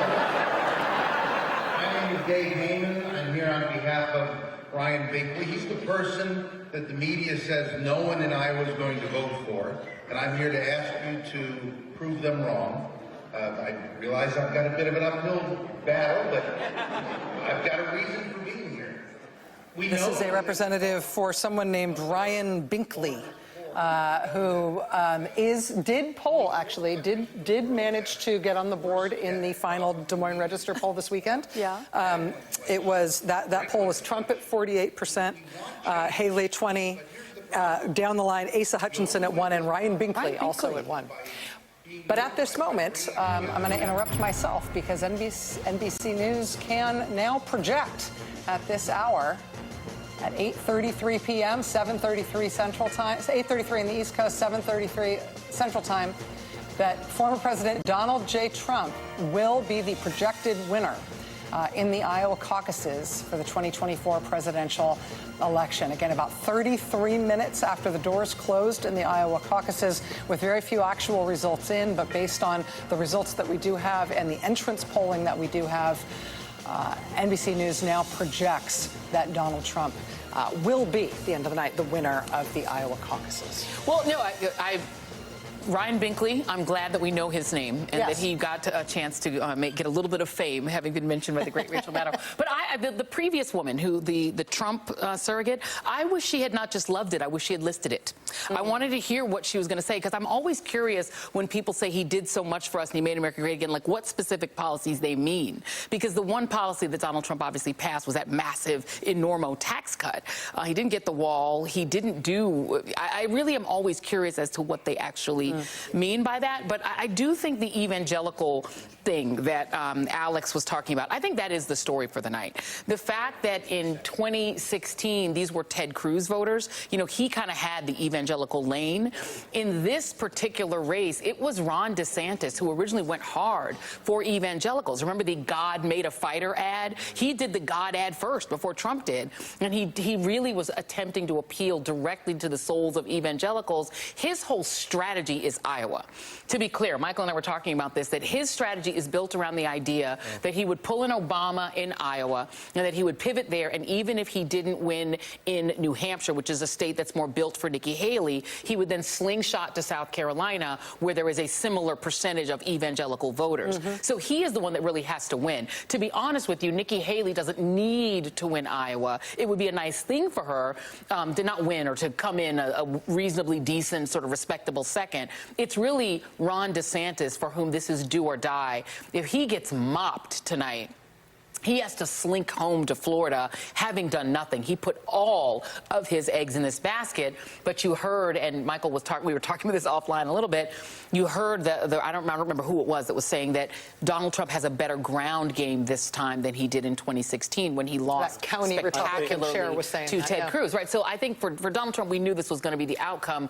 But the person for whom tonight actually really does matter for their political future is really not Nikki Haley. It's Ron DeSantis. Rich, if I could, two points on that. One, on the ground game. I think not enough attention has been paid to the fact that Donald Trump came into Iowa with a very different mindset than the one he had in 2016, obviously. From what I understand, he had not just a good ground game, but a very good ground game. So when Steve started putting up those numbers, you saw that ground game. You saw the turnout effort that his people were able to get in place. When you look at the weight of the percentage of participants in this caucus. So I take note of the fact that Nikki Haley is running third in terms of those entrance polls in most of those categories. As a chairman, as a party guy, I'm sitting there looking, I'm doing the math going, this tells me two things. Both Trump and DeSantis focused on the ground game that Nikki could not get in place. That's going to hurt her tonight if these numbers hold up based off the entrance. She very well could slide into third place because of that turnout model. The other side of that comes South Carolina, to the last point that you made, Joy, about evangelicals. Unlike Iowa, there's a greater percentage of evangelical voters in South Carolina, where almost 75% of every Republican who will vote is an evangelical voter. So that sets up an interesting challenge and dynamic for her, slinging out of Iowa, where she, if the numbers hold, runs into a third-place wall, right? Right. With these voters. I mean, to Joy's point, though, I mean, big picture, what we've got here is Donald Trump as the projected winner in Iowa. The question is what's going to happen between Haley and DeSantis. Ron DeSantis moved his national headquarters to Iowa, his super PAC, which is effectively running his campaign, all in Iowa and running his field operation there. Everything in the Ron DeSantis campaign has been geared toward him winning in Iowa. And he did build a ground game in Iowa. Trump did too, but DeSantis' ground game in Iowa is the best of all the candidates. We've heard that over and over again. Nikki Haley didn't really start doing anything on the ground in Iowa until late November. She was never expected to be competitive in Iowa at all because it isn't such a heavily evangelical electorate. The place where she's really expected to compete is in New Hampshire. But even if Haley comes in third tonight to DeSantis, I'd still rather be Nikki Haley coming out of Iowa, because Ron DeSantis is in single digits in every single other state in the country where he isn't at a zero. And Nikki Haley is within single digits of Donald Trump in New Hampshire. And then she goes home to South Carolina, where she's 30 points down. She is way down, but at least people know her and she's got a ground game. So you'd rather be her than him, even if he does beat her in Iowa tonight. Nikki Haley seems to be facing two big roadblocks tonight. And by the way, from this point forward, I'm happy to cede the balance of my time, as they say in the Senate, to Iowa voters, because everything we've heard from the individuals that we've listened to there have been really fascinating. You had that young Republican saying that Donald Trump did not build the wall. He knows that. You know, it's nice to hear that there are Republicans who know that. He's a DeSantis guy. But we heard the Trump supporter, the one Trump supporter we heard say, Donald Trump was chosen by God to be the person that he votes for tonight in Iowa. Now, if you want to talk about an insurmountable roadblock for other candidates, that could not be more clearly defined. And what was interesting to hear was the way he put it, which was that line about, you know, God sometimes makes strange choices. When I was a kid, the way they taught that in our Catholic theology, the phrase the nuns always used was, God moves in mysterious ways. And that is there all the time for that kind of deeply religious person to use any way they want.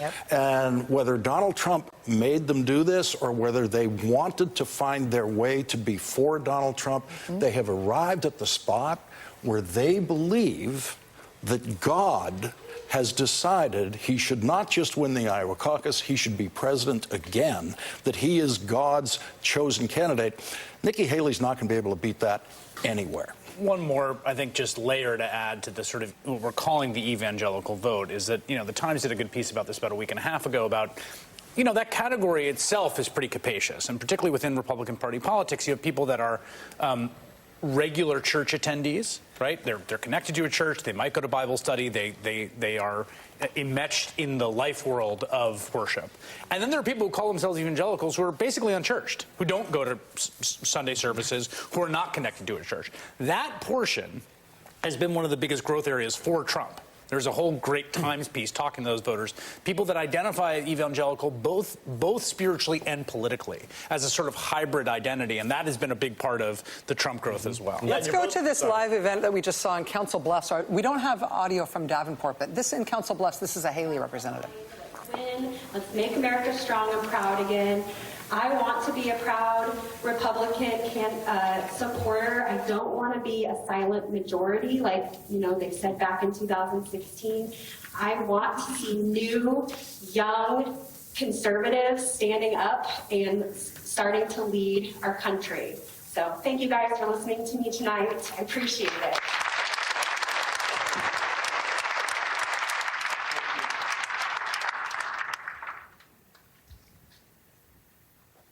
Anybody else for Nikki Haley?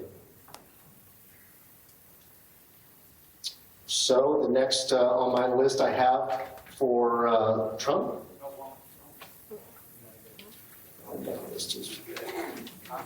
And this is live right now in Council Bluffs, Iowa. We're sort of pinging around looking at these different precincts and caucuses as people are hearing their speeches from various campaigns.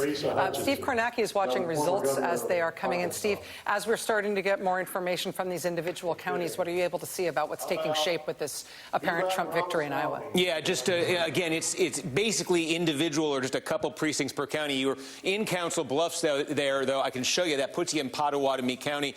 This was one of Trump's best counties in the state in 2016. You know, Council Bluffs right across from Omaha. And again, you see just in the very early returns, Trump at, you know, over 70%. We're seeing him in these early returns coming in all these counties, you know, well over what he was in that final poll. We'll see as more precincts come in if it holds. This one, again, I said earlier, we got Lyon County. The results we have in Lyon County so far, it's just, this is not just deeply religious. This is a deeply church-going county. Trump got 16% here in 2016, 72% with the first batch. Now, you do see there is one county here that's not colored in that Trump shade of red. It's a darker shade of red. That's the Nikki Haley color. We have a little bit in from Johnson County. What's Johnson County? It's the home of Iowa City. It's the home of the University of Iowa. Go Hawkeyes. And it's also home of the highest concentration of college degrees of any one of Iowa's 99 counties. Now, remember, we were talking earlier how Marco Rubio came pretty close in 2016, and he did it with a coalition that looks like Haley's has looked like in our exit poll and in the polling leading up to this. So this is a county that Marco Rubio won. This is a county that Nikki Haley, with that support she has among those with college degrees, with higher incomes, those who don't like Donald Trump in a general election, Johnson County is going to be the most Democratic county in Iowa. All the ingredients are there for Nikki Haley. So she is, again, it's just a scattering that's coming in right now, but this is exactly the kind of place where she needs to be doing this and to have it hold tonight. And again, very curious, it's not just the scale of the turnaround in a place like Lyon County, the scale of a turnaround in a place like Hancock County that was Ted Cruz's best county in Iowa in 2016. It's not just that story for Trump, it also becomes a story for Ron DeSantis here. Clearly now it is a race for second place here between DeSantis and Haley. The exact significance of that, how far behind first place they'll end up, is to be determined. But these are counties where even if DeSantis is not winning tonight,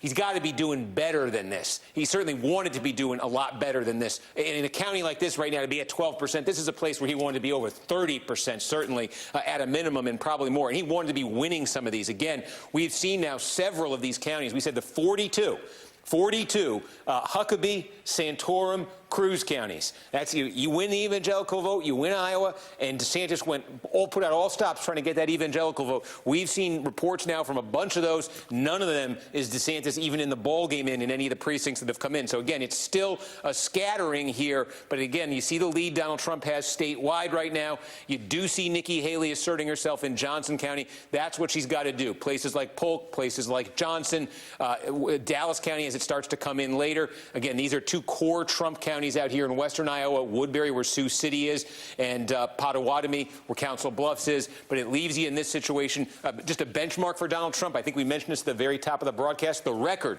the all-time record in Iowa Republican caucus for vote share is 41%. I don't know if you can see that, 41%.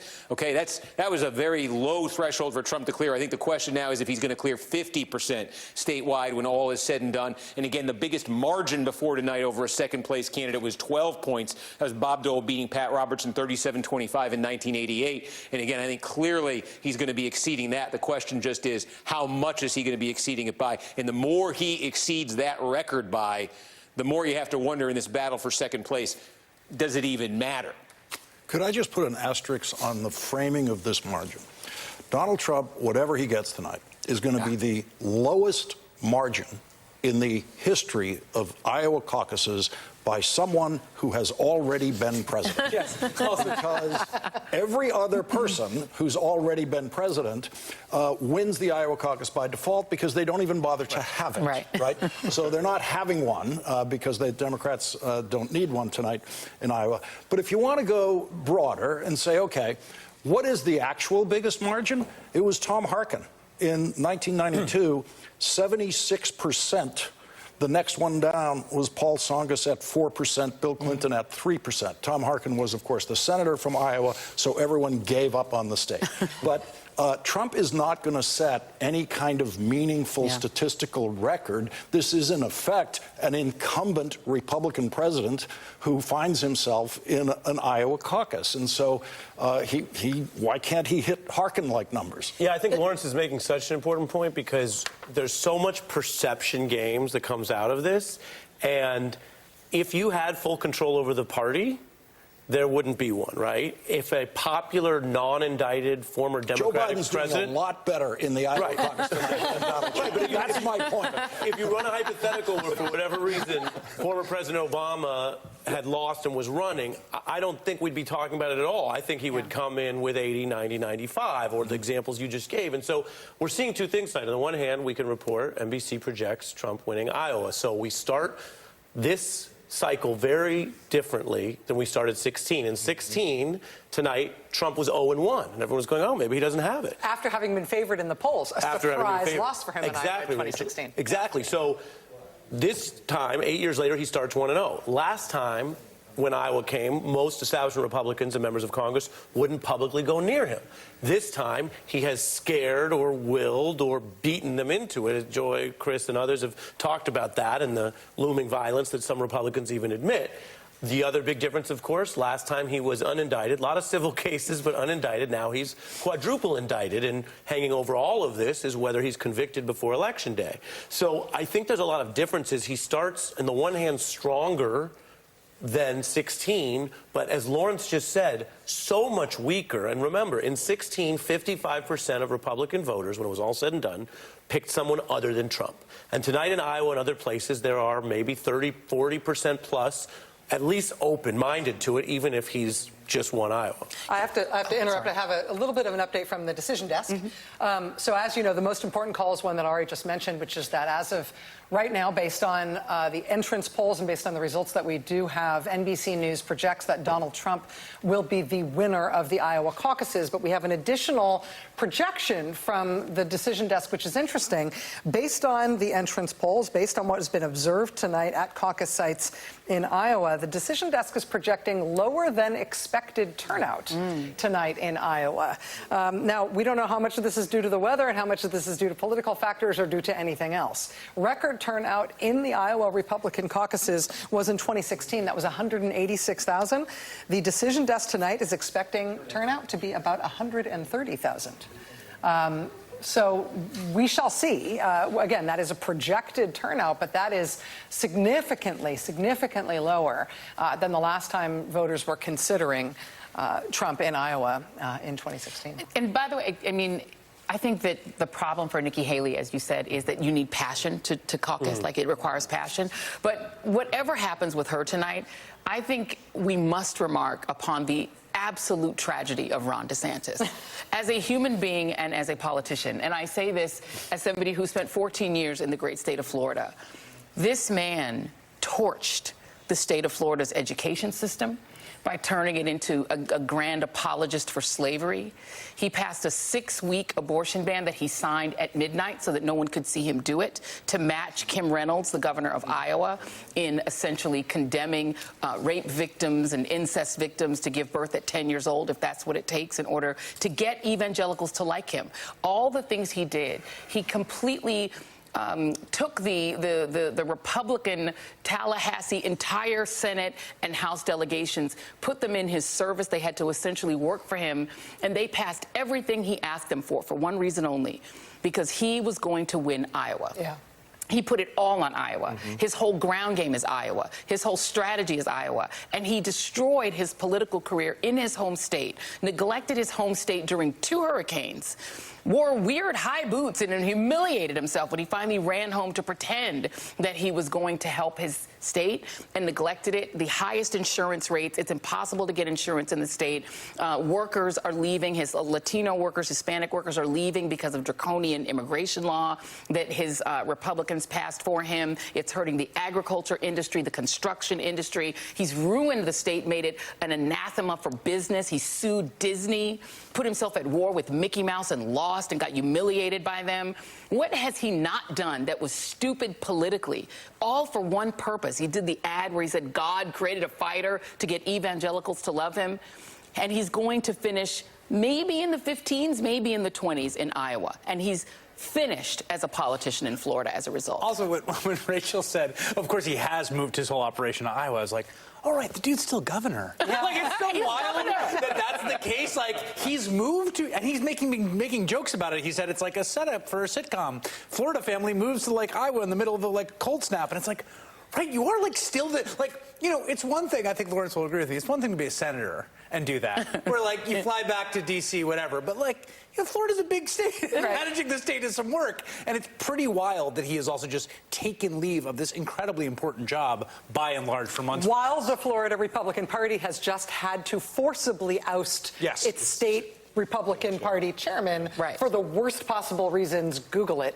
I have to tell you, we did just get that updated projection from the decision desk about the expected turnout, lower than expected turnout projected by the decision desk, expected to be around 130,000. That is 56,000 fewer people than turned out in 2016. Steve, do you have any insight for us into that call and what that means in terms of that turnout projection? Yeah, I mean, it's a question here. Look, the race was very different, obviously, this time around than it was in 2016. So there's a question there, you know, just more candidates, more dynamic nature, 3 candidates separated by about 5 points for the lead. So is it that? How much of it is the weather tonight? But just to put in perspective, yes, it was a huge number in terms of turnout in 2016. But 2016 stands by itself in Iowa Republican caucus history. I can show you, this is the turnout for every Republican presidential caucus in Iowa since 1980, when the whole thing really began with Reagan losing to George Bush Sr. So yes, you had 186,000 in 2016.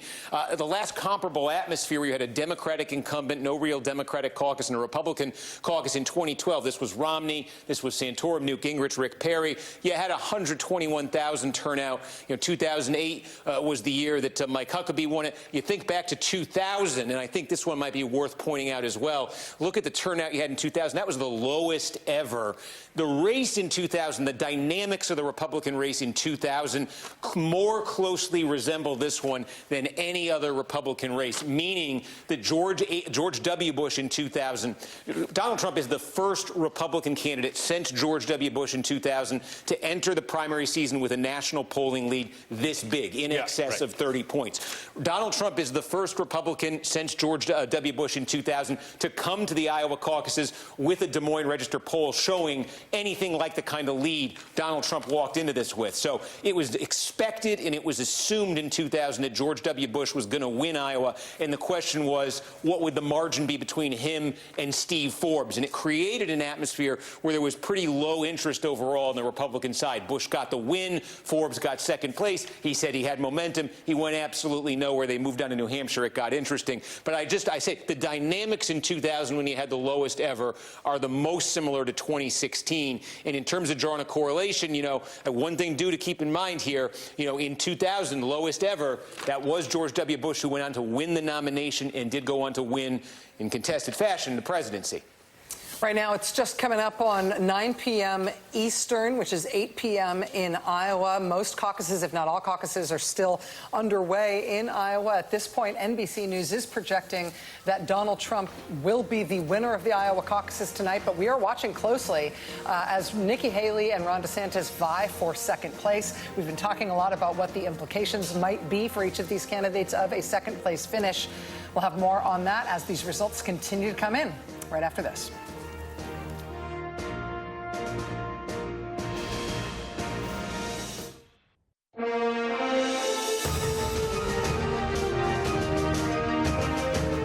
Welcome back to our special coverage of the Iowa caucuses, the Republican Iowa caucuses. Tonight here on MSNBC, Steve, we obviously have the overall projection from the decision desk that Donald Trump will be the overall winner. But in terms of the total amount of vote in, we're still pretty light. We've got 2% in total statewide. As you're watching key counties come in, though, are you learning more about the contours of this? Yeah, we're seeing the patterns emerge that we were talking about beforehand in terms of Trump's strong, pretty much much everywhere right now. It's just a question of how strong. But where Haley's strengths are and where DeSantis' strengths are, and you do see there are 2 counties now that are Haley's color, where we have partial returns in here. So you've got Johnson County, again, University of Iowa, Iowa City. This is a Rubio County from 2016, and we have some precincts in. And look at that, Haley is leading here. This is exactly the kind of county she needs to be winning, and she needs to be trying to get a margin here. So let's see if that continues for her. The other one is the other big college county in Iowa, it's Story County, Iowa State University. Well, let's say hello to the Cyclones who are watching out there. And again, this is Haley, and look at that, Ramaswamy. Now, this is only a small number of votes, but again, Haley doing extremely well there. Now, you see also one county with the DeSantis color. And this is interesting because we'd shown you some returns from Lyon County, and then there's Sioux County. And Sioux County is, in terms of Republican caucuses, it punches way above its weight. It is heavily, heavily religious. Turns out huge numbers, 9th biggest vote-producing county in 2016, despite being a relatively small county population-wise. And you see DeSantis in the early returns there is actually leading Trump. Remember, this was Donald Trump's worst county in 2016 in the entire state of Iowa. Donald Trump got 11% here. You can't even see him on this screen. He did so poorly in Sioux County. Now, Donald Trump, with these early returns, has tripled that, but there's DeSantis actually ahead of him in the early returns. So it's interesting. This is exactly what DeSantis wants to see there. He's not seeing it so far in Lyon County, which is very, very similar. But Sioux County is one of those 42 that is Huckabee, Santorum, and Cruz. And DeSantis wants to see that color popping up in a lot more of those counties, and he wants to keep it in Sioux. This is only 10%, but keep an eye on Sioux because, again, hugely evangelical, church-going, and this was as bad as it got for Donald Trump in 2016. So Haley doing well in those college degree, high education, high income level counties so far, and there you go. In evangelical Iowa, there's one that right now the DeSantis is getting some votes out of. Steve, can I ask you a question about the entrance polls? There's 2 questions that were asked in the entrance polls that I just wanted to see if we could pull up. That first one there on the left, Did Biden legitimately win in 2020? Yeah, so yes, 30% here. Oh, wow. No, 66%. And see if I can give you the actual breakdown here. Statewide entrance in Iowa? Yeah, this is among all Republican caucus goers that we got into our entrance poll here. So among the yeses, the breakdown in vote is Nikki Haley, 53%, Ron DeSantis, 26%, and Donald Trump getting 10%, not surprisingly. And among the no's on this question here, who said Joe Biden did not win it, it is 68% for Trump. It is 16% for Ron DeSantis. And just double checking my math here, it is 6% for Nikki Haley. So just a stark divide there. In the smaller group here, a little bit less than 1 in 3 who say Biden legitimately won it. Trump's getting buried. But 2 out of 3 said Biden didn't win it. And look at that, Trump's getting more than 2 out of 3 right there, more than 50 points ahead of DeSantis. Can we just pause for a second? Yeah, I want to say something about that. 2/3 of Iowa Republican caucus goers believe that the president of the United States right now is a fake. Illegitimate. Is not actually the president and is running some sort of scam wherein Donald Trump really is the president and Joe Biden is pretending to be. 2/3 of Iowa Republican caucus goers. Yeah, and I would just say that adverb legitimately, there's some wiggle room around, but I will say this. To Lawrence's point about Trump being a quasi-incumbent here, which he is, right? I mean, he was the president of the United States before. The thing that makes it weird is that usually when you lose, you get turfed out. So George H.W. Bush isn't running around after he loses in 92. People don't want to hear from him. They don't want to hear from John McCain. They don't want to hear from Mitt Romney. They do want to hear from Donald Trump. You think to yourself, well, why? Well, that answer goes a long way, right? The big lie is, I didn't lose. I'm not a loser. They stole it from me. I'm secretly still president. I'm secretly still president. So when you look at that, it's like, right, why is this different than what we've had in the past? But the other thing I'm curious about, Steve, if you don't mind, is that other question about the possibility of conviction, which we talked about, the meteor that may land at any moment, which, people who are there know that that's possible. take us through that one. Yeah, no, I mean, so ask the question here. If Donald Trump is convicted, do you consider him fit to be president? Again, this is our entrance poll of Republican caucus goers. So yes, similar, very similar spread here. Yes is 63%. And I can just show you the breakdown on this is those who say he's fit to serve, 71%. Then it will say they're going to vote for him tonight.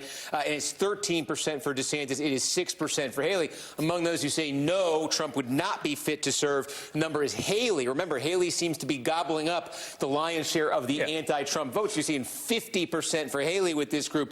DeSantis is getting 30%. Trump is getting 9%. And actually, Trump is barely edging out Ramaswamy, who's getting 8% with this group. But yeah, this is about a 1/3, 2/3 divide about the legitimacy of the 2020 election, about Trump's legal situation. And you could just see how that is the divide you're seeing there in the party. But again, though, big picture is the big picture here. This means that of people turning out to caucus in Iowa, a third of them think that if Donald Trump is convicted, he is not fit to be president. In this incredibly conservative electorate where Trump is going to run away with the Iowa caucuses by a mile and then some, still a third of that electorate says if he's convicted, they're going to nominate him nationwide? Yeah. When even a third of Iowa caucus goers say no, he can't be president if he's convicted? I'm sorry, but he's going to be convicted. Well, Rachel, there's overwhelming evidence in several of these cases. So I can't say what's going to happen, but there's very strong evidence. I cannot. Go ahead. He's going to be convicted. All right. Stage whisper you. Yes. So we all know the limits of polling, and I think the audience and the citizenry knows the limits because we've seen polls go sideways. If you poll Chris and I and say, are we going to follow our New Year's resolution all year? Say, yeah, I've been running this month. But we might not. In other words, our answer to the pollster about certain things may not hold true. And so let's say that the 32% is high, because some of it involves motivated reasoning by people who oppose Trump and other people who don't like the idea of admitting that they would stomach this. But even if it's triple, let's say it's 10%, triple, and it's 10 or 8 or even 5%. And Jen Psaki's here. I can't wait to hear what you think. 5% minus the 7 million that Trump came up short last time doesn't get you to another electoral college or national victory. Independents and Republicans outside of the caucus-going universe are at a higher percentage than this, according to polls. So if your stage whisper is right, and I know you to be frequently right, okay, if you're right, you're the only one who says that there's a conviction, then there is overwhelming data, new data tonight among Republican activists, and a bunch of other indies, normies, and otherwise who say, no, I don't want a felon running the country. So that would be, and I don't say this as anything other than observation, that would be bad news for Trump in a general. Right. Look, I also think we're going to see tomorrow, and we saw last week, that Trump is basically running a campaign in the courtroom, right? He was there more than he was in Iowa over the last week. Is that going to work for the Republican electorate? It seems pretty clearly from these entrance polls, yes. But to your point, the whole electorate is an entirely different population of people. And Trump loves his own strategy, so it's very possible he may keep doubling down on that, right? Yes. The worst thing we've learned about the Republican primary electorate is not yet in these entrance polls questions tonight. The CBS poll, their final poll before the Iowa caucus, this is a national poll, shows that 81% of Republican primary voters and caucus participants, 81% of those people agree with Donald Trump that immigrants are poisoning the blood of this country. That means that 81% of the Republican primary electorate believe Nikki Haley has poisoned blood and is poisoning the blood of the United States. So that as a roadblock for Nikki Haley is impossible, but it also shows you what you're up against in any kind of campaign against voters like that. The convertibility of voters like that to anything other than the Trump view of the world is impossible. There's no campaign ad. There's no speech you can make.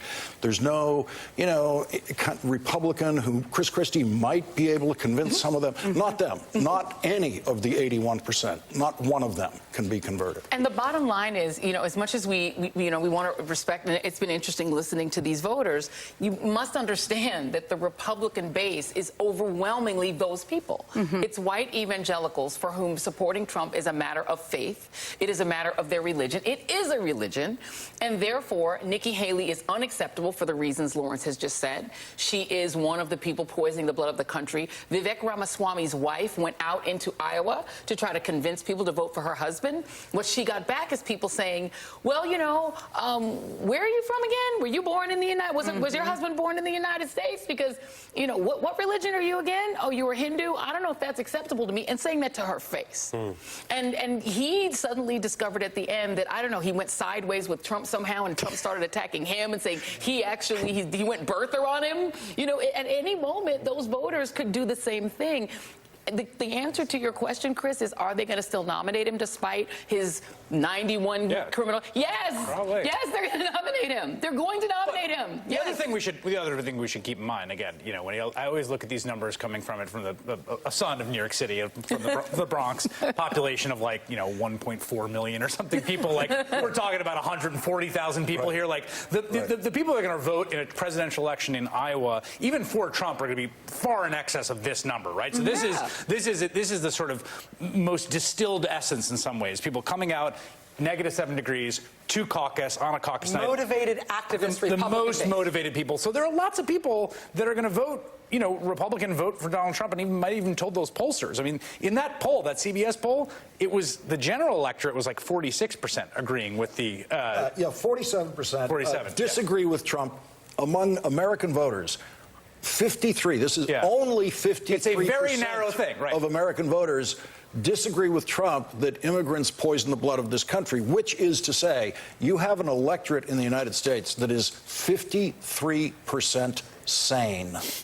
And that's all you got. That's not a good number. I wouldn't necessarily say that. Not to be too dark here, but I think it's important to remember that Trump is the one moving the goalpost, and people follow him, right? So consistent with that, back in December, the Des Moines Register tested a number of the comments he had made consistent with this, right? So they asked them to deal with immigration. Trump would authorize, quote, sweeping raids, giant camps, and mass deportations. Does that make you more likely, less likely to support him? 50% more likely. Yeah, right. That's great. That's our guy. The radical left thugs that live like vermin in the U.S. need to be rooted out. Does that make you more likely? 43% more likely. Meaning, they might not think on its own that's an okay thing, but when he says they follow it. And so I think the big picture takeaway from that, and I don't mean to be, again, too dark, as you said, on this, but it is not, if we are worried about the rise of authoritarianism in this country, we are worried about potential rise of fascism in this country, if we're worried about our democracy falling to an authoritarian and potentially fascist form of government, the leader who is trying to do that is part of that equation. But people wanting that is a much bigger part of that equation. Right. And the American electorate is made up of two major parties. One of those parties has been flirting with extremism on the ultra-right for a very long time. They've brought them in a way that they haven't been central to Republican electoral politics ever before, and I know because I've been studying this. But once you have radicalized one major party so that those are the preferences of the people who adhere to your party, the leader's interchangeable. And yes, Trumpism is sometimes what we call it.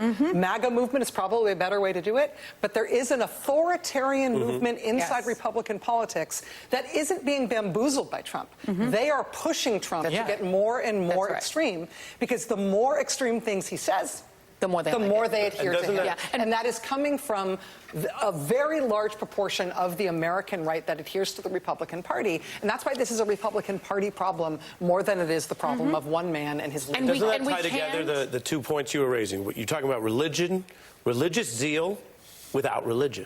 But it's a religious level zeal, and it is for those people replacing or supplanting something. Or you call it religion, and really what you want is strongman government and getting rid of democracy. And that goes just to the second point, which is what you were saying earlier, and several people were speaking on.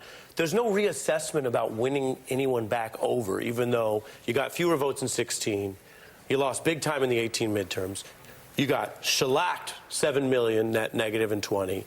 You had a fizzle in 22 that underperformed. And 23, your great idea of overturning Roe v. Wade, which you and the judges promised you wouldn't do, they were lying and you did it, has also been rejected in states red, blue, and purple. And there's no reassessment. And why? I think it goes to exactly what Rachel's saying and what you've documented and what you've written about, which is when that many people don't believe in the tenets of democracy, they don't try to adjust for the public. You don't need to. You're not rebuked. You don't need to be popular. You just need power. But it's not religion without it's not religion without religion. It is religion. And I think what we have to actually confront, and this is what the Democrats are going to face, is this is now what white evangelicalism is. It is Christian nationalism. That's the name of it, right? These are people who, to Robert Jones again from PRI, who does these numbers, they believe that God has promised them, specifically white evangelical Christians of a certain mindset, that they own this country, that immigrants, that brown people, that Hindus like Vivek Ramaswamy and his wife are illegitimate Americans. They are less legitimate Americans than they are. And so they're not trying to convince people and win people over through politics. What they're saying is we own this country and everyone will bow down to us. And Donald Trump, Ben Carson was on right-wing TV earlier tonight comparing Donald Trump to King David. Yeah, that's the big one. And saying that his vulgarity itself is not something that makes him unsuitable to be the leader of the Christian movement. It makes him a legend of the Christian movement because, like David, his flaws are simply more evidence that God is using him. There's nothing he can do, no vulgarity, no cruelty, saying you should vote anyway even if you die. And I've said it before and I'll say it again. Religion is when your savior dies for you. A cult is when your savior says that you need to die for him. But in authoritarian movements, the whole point is that the leader is beyond reason, right? The leader is the source of the truth. There can be no reasoning with it. There is no rationality behind it. There is no way to factually argue with it. And so if you want to put a religious argument behind saying that's why you support it, you can. But it boils down to whether you're religious or not. It boils down to the idea that I'm putting my faith in this one person and thereby insisting that our country get rid of democracy because my faith is in that person who should rule by any means. And you can call it can be religious. It doesn't have to be religious, but it's the authoritarian playbook the world over and for centuries. Yeah.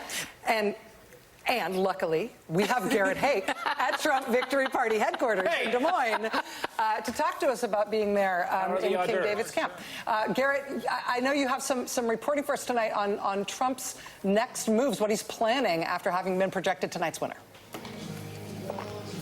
Yeah, that's right. Rachel, we've talked for months about the ways in which Donald Trump's political and legal calendars are sometimes at odds, and there's no better example of it than what we're going to see tomorrow when Donald Trump is expected essentially en route to New Hampshire to stop in New York City to appear for the first day of the second E. Jean Carroll defamation case against him, according to a source familiar with his travel plans. Now, I don't expect it to be a long visit in New York, and Donald Trump will end the day tomorrow with the kind of triumphant next day in New Hampshire rally that we've come to expect from Iowa caucus winners here. But it is another example, like we saw last week when he took 2 days off the trail here in Iowa to go appear in 2 different courtrooms on 2 separate cases, of the way in which his legal and political entanglements are sometimes at odds with each other.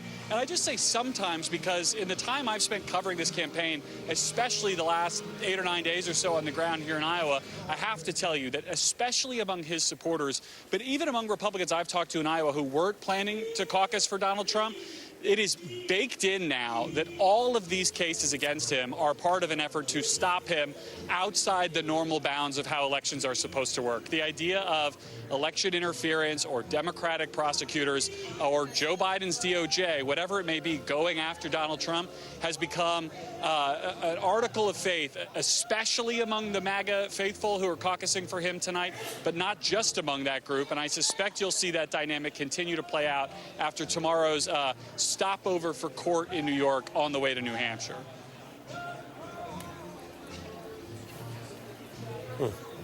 Kids are the big kid.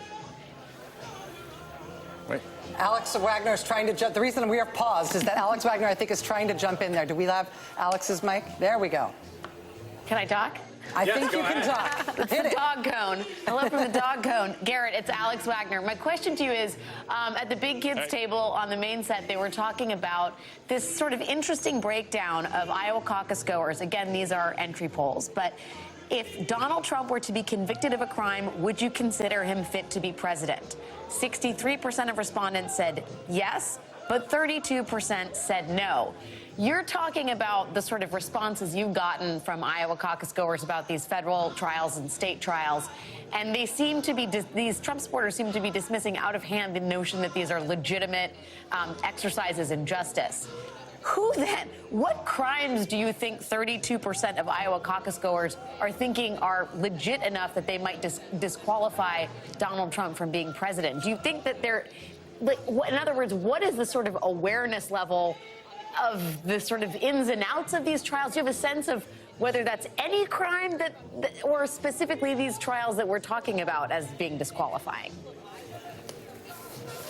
I think it's a great question, because when I talk to caucus goers about this, particularly the sort of Trump faithful who you find at these rallies, there's not a level of familiarity with the ins and outs of the specifics of any of these cases. And I think it's hard for me to say which one of them would be potentially most damaging to him. I don't think anything having to do with election interference or January 6th would be there, in part because, again, that narrative is so baked in that January 6th isn't what you and I witnessed it to be, and that, you know, that there was a stolen election. So many of these people truly believe in 2020. The classified documents case, I think, is a little bit different, in part because I think people are even less familiar with that evidence. But this is part of a bigger phenomenon that I've noticed covering this campaign compared to 2020 and certainly compared to 2016. I cannot emphasize enough how different of a media environment the really committed Trump supporters operate in than do viewers of this broadcast. I mean, Fox News is far downstream even from some of the other conservative outlets that these people are watching and consuming. They are operating in a totally different media ecosystem, and it's just a very different set of coverage, set of facts that are presented to a lot of these folks. It is a completely different universe, and so determining what that information that would be that could actually be disqualifying and how it would get to these voters, I think are very, very useful questions as we continue to go forward and these trials get underway, because it won't be presented in the same way that we would present it on a broadcast like this. Yeah, or perhaps they're crimes that have not yet been committed or been tried. Garrett Haake, thank you, my friend, for doing the hard work down there in Iowa. Back to you, Rachel. Alex, well, wait. Alex, well, I've got you here. We were having this very spirited debate on set here about what it means that 2/3 of the Iowa Iowa Republican caucus goers say that Joe Biden legitimately is not the president. Right. And then those numbers that you were just saying, given that a third of Iowa Republican caucus goers say that Trump effectively can't serve as president if he's convicted. Like, how do you end up getting those? How do you get those two things, put them together, and end up with a national Republican Party that is going to pick Donald Trump as their nominee? Well, I mean, I think one of the things Garrett was saying is really important. I mean, the question, if Donald Trump were to be convicted of a crime, would you consider him fit to be president? It makes me think, given the sort of divide in the media ecosystem that Garrett's told us about, that we know about anecdotally, that I'm not sure those Iowa caucus goers are thinking about the crimes we're thinking of. I think generally as potentially a litmus test of a presidential candidate, if he were convicted of a crime, should and could he be president? On its face, perhaps they're saying no, but if you drill down deeper, I would be very curious to know if you specified if Donald Trump were convicted in the special counsel's, federal election interference trial in Washington, D.C., would he still be fit to be president?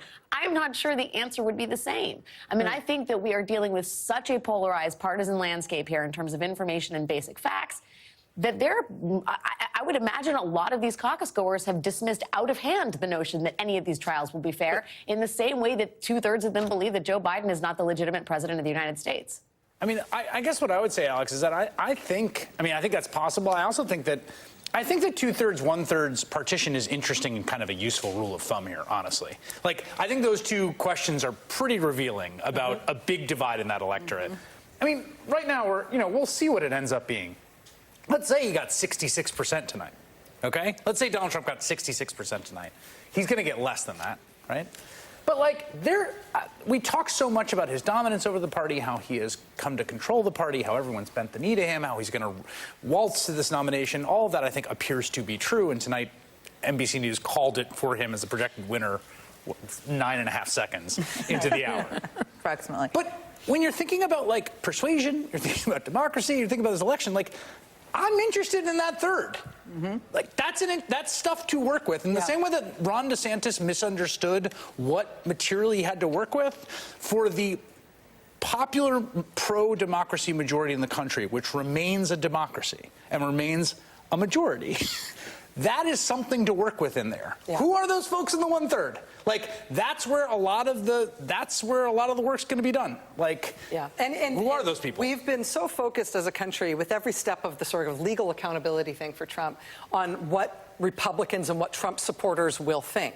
But again, if you step back and you look at the big picture, when the first thing happened, which was the Mar-a-Lago search warrant, a majority of the public said that that was legitimate and that they supported it. And then there were the indictments. And we were all worried about what was going to happen with Trump supporters and Republicans, but a majority of the country said the indictments were legitimate and they supported them. And now you've got Donald Trump potentially facing disqualification from one or multiple ballots under the 14th Amendment. And again, a majority of the country, 56% of the country, says that they believe that Donald Trump should be disqualified on one or from being on the ballot in one or more states. We have been very worried about how it breaks down among his supporters and what he'll do and what will happen among the Republicans.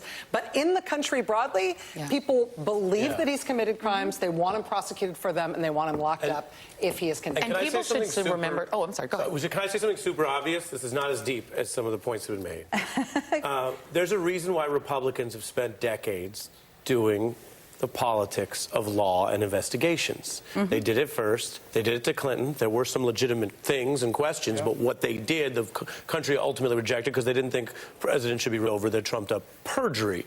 The Hunter Biden story obsesses them. That's not even about the president of the United States. It's about a family member with a situation. And maybe he'll be convicted, but again, he's still an ancillary figure to people's daily lives.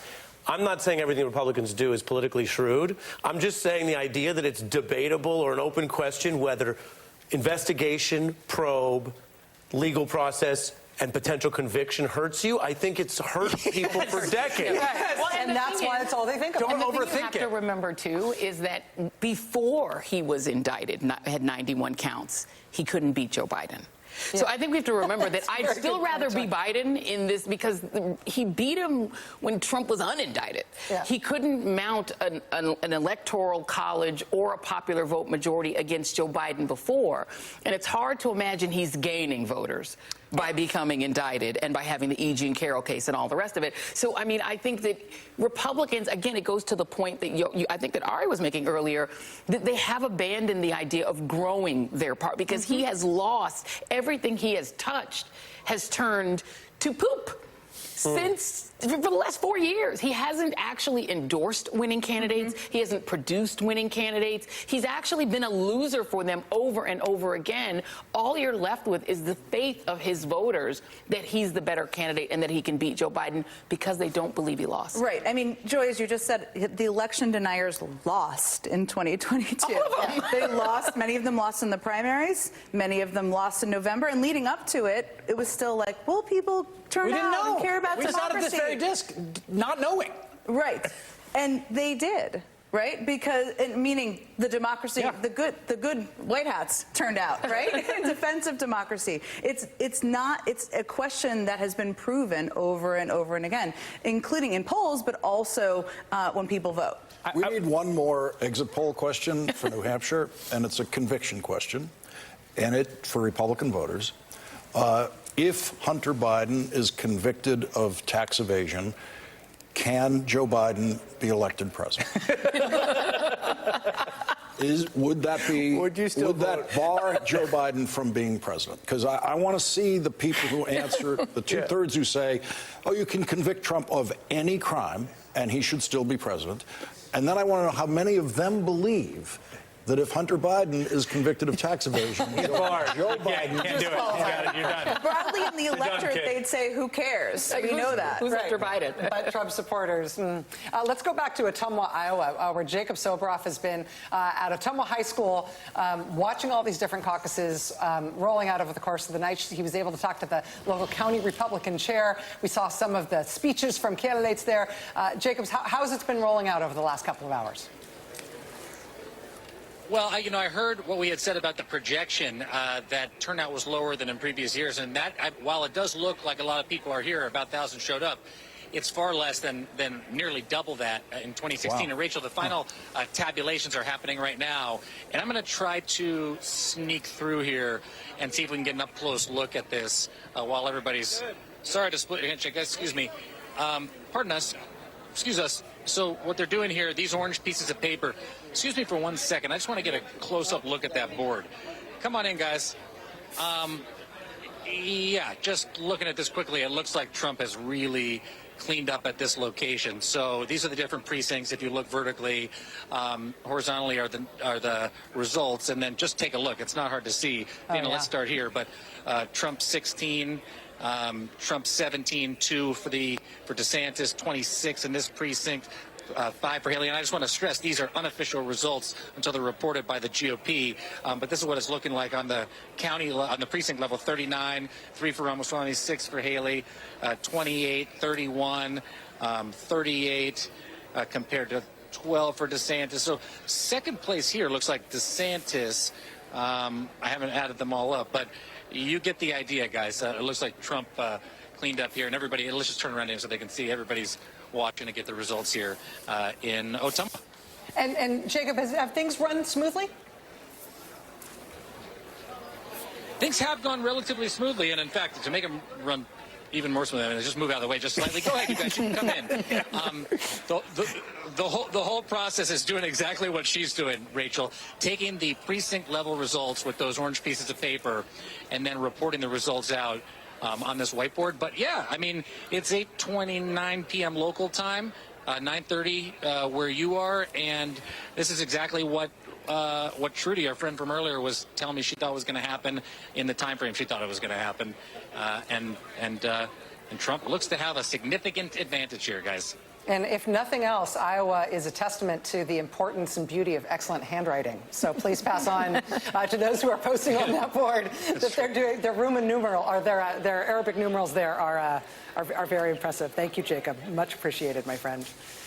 With Trump now the projected winner in Iowa, we are watching Nikki Haley and Ron DeSantis slugging it out for second place, which could be a very consequential thing. We've been talking all night about how Ron DeSantis essentially moved his entire campaign to Iowa. He is not above single digits in the polling in any other state besides Iowa. Nikki Haley is. She does have that advantage.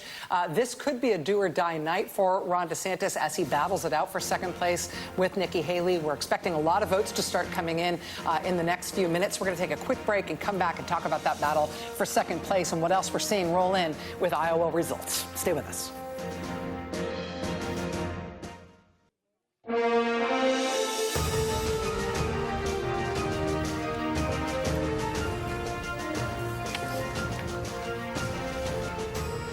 Looking at live images there of frigid Iowa tonight. NBC News is projecting that Donald Trump will be the winner of the Iowa caucuses as we continue to see the vote trickle in. Very small amount of the actual vote in thus far. What we're watching is both the margin by which Trump will win, by which he will beat the second place finisher, but also who's the second place finisher. Between Ron DeSantis and Nikki Haley, it's more than just bragging rights to see who can be runner-up, who can be the silver medal way behind Trump. It's also a question of whether or not the two of them, or either of them, have a reason to live, proverbially speaking, whether they have a justification for keeping their campaign going. Nikki Haley probably, heading into tonight, had the better case to make for that, just because she's polling very well in New Hampshire. The New Hampshire electorate, it looks very much like a Nikki Haley-style electorate, and then the next state after that is her home state of South Carolina. Ron DeSantis really put everything into Iowa, and so his result in Iowa is not going to be what he predicted at one point during the campaign, which was a win, but the strength of his finish and whether or not he is a second-place finisher to Trump or a third-place finisher to Trump and Haley may be an existential question for Ron DeSantis. For more on that important distinction between the second and third place candidates, whoever they may be, we go back to Steve Kornacki to look sort of inside some of these results that we're getting. Steve, when you're looking at these results, focusing not so much on Trump but on DeSantis and Haley, are either of them either overperforming or underperforming what you would have expected from the polling? Yeah, and again, it's a little tough to say because in so many of these counties, we still are looking at only 1, 2, 3, a very small number of precincts, so there could be still a lot of variability to come in. But the thing we've been stressing with Haley is the more college degrees you have, the higher the incomes are, more suburban or even urban the area is, the better she's expected to do. So we talked about that again. Nothing's changed here, but even at the 1%, this is a county she would want to be winning. This is where Iowa State University, where Ames is. This is where the University of Iowa is. We've got a little more in here now. And again, Haley continuing to lead there. These are the kinds of counties she wants to be doing very well in. Here's another big college county. This is Black Hawk County. The University of Northern Iowa is here. The city of Waterloo is here. This is interesting because we do have a fair amount of the vote in now from Black Hawk County. Compare it to 2016. So, you know, Cruz and Rubio, it's a very tightly bunched three-way race here, but Cruz and Rubio were bunched together. I think it is interesting that Haley has, at least in the early going, a little bit of distance from DeSantis here. This is the kind of county, you know, if you're between Haley and DeSantis, I think this could be kind of a potential barometer because of the mix of the population here. It's not a huge number of college degrees, even though Northern Iowa's there. There's also the city of Waterloo. There's Cedar Falls. There's a lot in this county. So I think this is one where show me who comes in second at the end of the night here between Haley and DeSantis. I think that could be very telling. Another place to look is just the obvious place to look here, the biggest county in the state, Polk County. And we're starting to get a little bit more in now from Polk County than we had earlier. It was just a precinct. Again, in the past, like 17% of all the caucus vote has come out of Polk County. And again, you're talking about a high concentration of college degrees here. Obviously, the city of Des Moines is here, a lot of suburbs in Polk as well. And again, just look at how this one went in 2016. Trump lagged here a bit. If he'd done better in Polk, he could have potentially had a win, statewide. But Rubio and Cruz, this was a Rubio county. Cruz ran about 500 behind him. This is the kind of, it's a 1.5 basically between them. This is the kind of place, I think, pay close attention in Polk to that Haley-DeSantis margin. If Haley's getting some distance on DeSantis here, potentially that means a lot of raw votes, and that means something that could really help her in terms of getting that second place statewide. If DeSantis is able to keep it close with Haley in this county, and you see in the early going he's actually ahead of her right now. If DeSantis is ever able to get second place here or just keep it close with Haley, I think he's doing himself a world of good. And as we said, we've got a little bit more in now. Sioux County, again, this was Trump's worst. This is deeply religious, deeply evangelical. Looking closely in this northwest corner of the state here, how many of these, is DeSantis going to be? This is a good result for him so far in Sioux County. Again, Lyon County hasn't changed since we showed you. This would be a terrible result for DeSantis if something like this stayed. But again, you go to this portion of the state, this is 11 votes, but these are the kinds of counties where DeSantis doesn't want to be at 18. He wants to be 30, in the 30s, I think, as a target. So we'll see as more precincts come in. But in the Northwest, if he wins them, that's great for him. If he's in the 30s, I think that's probably hitting a target for him in those kinds of counties tonight. We just don't have enough vote in to tell right now. But obviously, I think a good bellwether potentially could be Black Hawk County. Take a close eye on Polk County as it comes in. Here's another interesting one, Warren County, right south of Polk County. This is another one of those counties. It was Huckabee, Santorum, and Cruz. This is one of those counties that went with the evangelical candidate. Again, Trump now is winning here overwhelmingly. DeSantis probably wants to be in the 30s here. Now we've got 10% of the vote in statewide, and you can see DeSantis has jumped over Haley. We can check here in a second, see what just came in here. It was what? Okay, I can't quite hear, but anyway, we got Mississippi River County just came in. Okay, yeah, Clinton County. So, Trump continuing over 50% here. Expect just these numbers, I think, are going to go back and forth. When you get more of the suburban counties in, this number is going to go up. When you get more of the rural counties in, this number is going to go up. And more to the point, this number is going to come down because Haley doesn't seem to be doing particularly well in those rural areas right now. Steve, thank you very much. You guys thinking about what happens after this and sort of how many tickets out of Iowa there are, as they say. I feel like I can imagine what happens next for Nikki Haley, because I don't think she needs Iowa. It would be great, and it'd give her a lot of big momentum. Let's say Nikki Haley comes in third. Ron DeSantis comes in second. Let's say it's 20% and 18%. What does Ron DeSantis do next? Because Ron DeSantis is at single digits in New Hampshire, hasn't had any campaign anywhere other than Iowa. What happens to him next if he comes in second? I mean, one of the most interesting things to watch tonight is going to be how these candidates handle it when they go out and speak, right? Because historically, candidates will go out and they'll claim victory, even when they got second or third. Like, people stood for me, I had momentum. And you're like, wait, you didn't win. Hold on a second. That's happened long before this caucus. If you're Ron DeSantis, I actually think a second place is great for him. I mean, dare I say, because the expectations a little bit are that Haley was going to beat him in Iowa. And Trump even thinks that Haley is going to beat him, because Trump yesterday said about Haley, you're going to find out a lot about her in the next short period of time, which is very mobby, but it also means he's threatened by her. And Don Jr. went to a caucus site where she was tonight to attack her specifically. Wait, he physically went to the same caucus site where she spoke? Same one. The reporting suggests they didn't interact, but they clearly, she's the one who makes them nervous. So if DeSantis beats her, she still has her pathway in New Hampshire, but if you're DeSantis, you're going to claim victory. But those are also very different voters, because with immigration being the top issue for Iowa voters, Nikki Haley doesn't represent what they're looking for. Sure. So she's going to take a turn here. And think about all the classic Republicans, the business set. You know where they are tonight? In Davos, Switzerland, at the World Economic Forum. And when they hear the people who overwhelmingly supported Donald Trump are anti-immigrant, they're certainly not. They're certainly looking for comprehensive immigration reform. We have a huge labor shortage in this country. And so there's a big portion of classic Republicans that are scratching their heads But they're now. not the majority of the electorate, though. Right. Correct. That's the thing. Of the Republican electorate. They may be the majority of the overall electorate. Well, in New Hampshire, the other thing that helps in New Hampshire, obviously, is that it is an open primary, right? I mean, the caucuses are technically open. You can come and register that night, but New Hampshire is fully open for independents to come and vote. And we've seen that vote carry people that might perform differently than Iowa. Nikki Haley has that obviously going for her.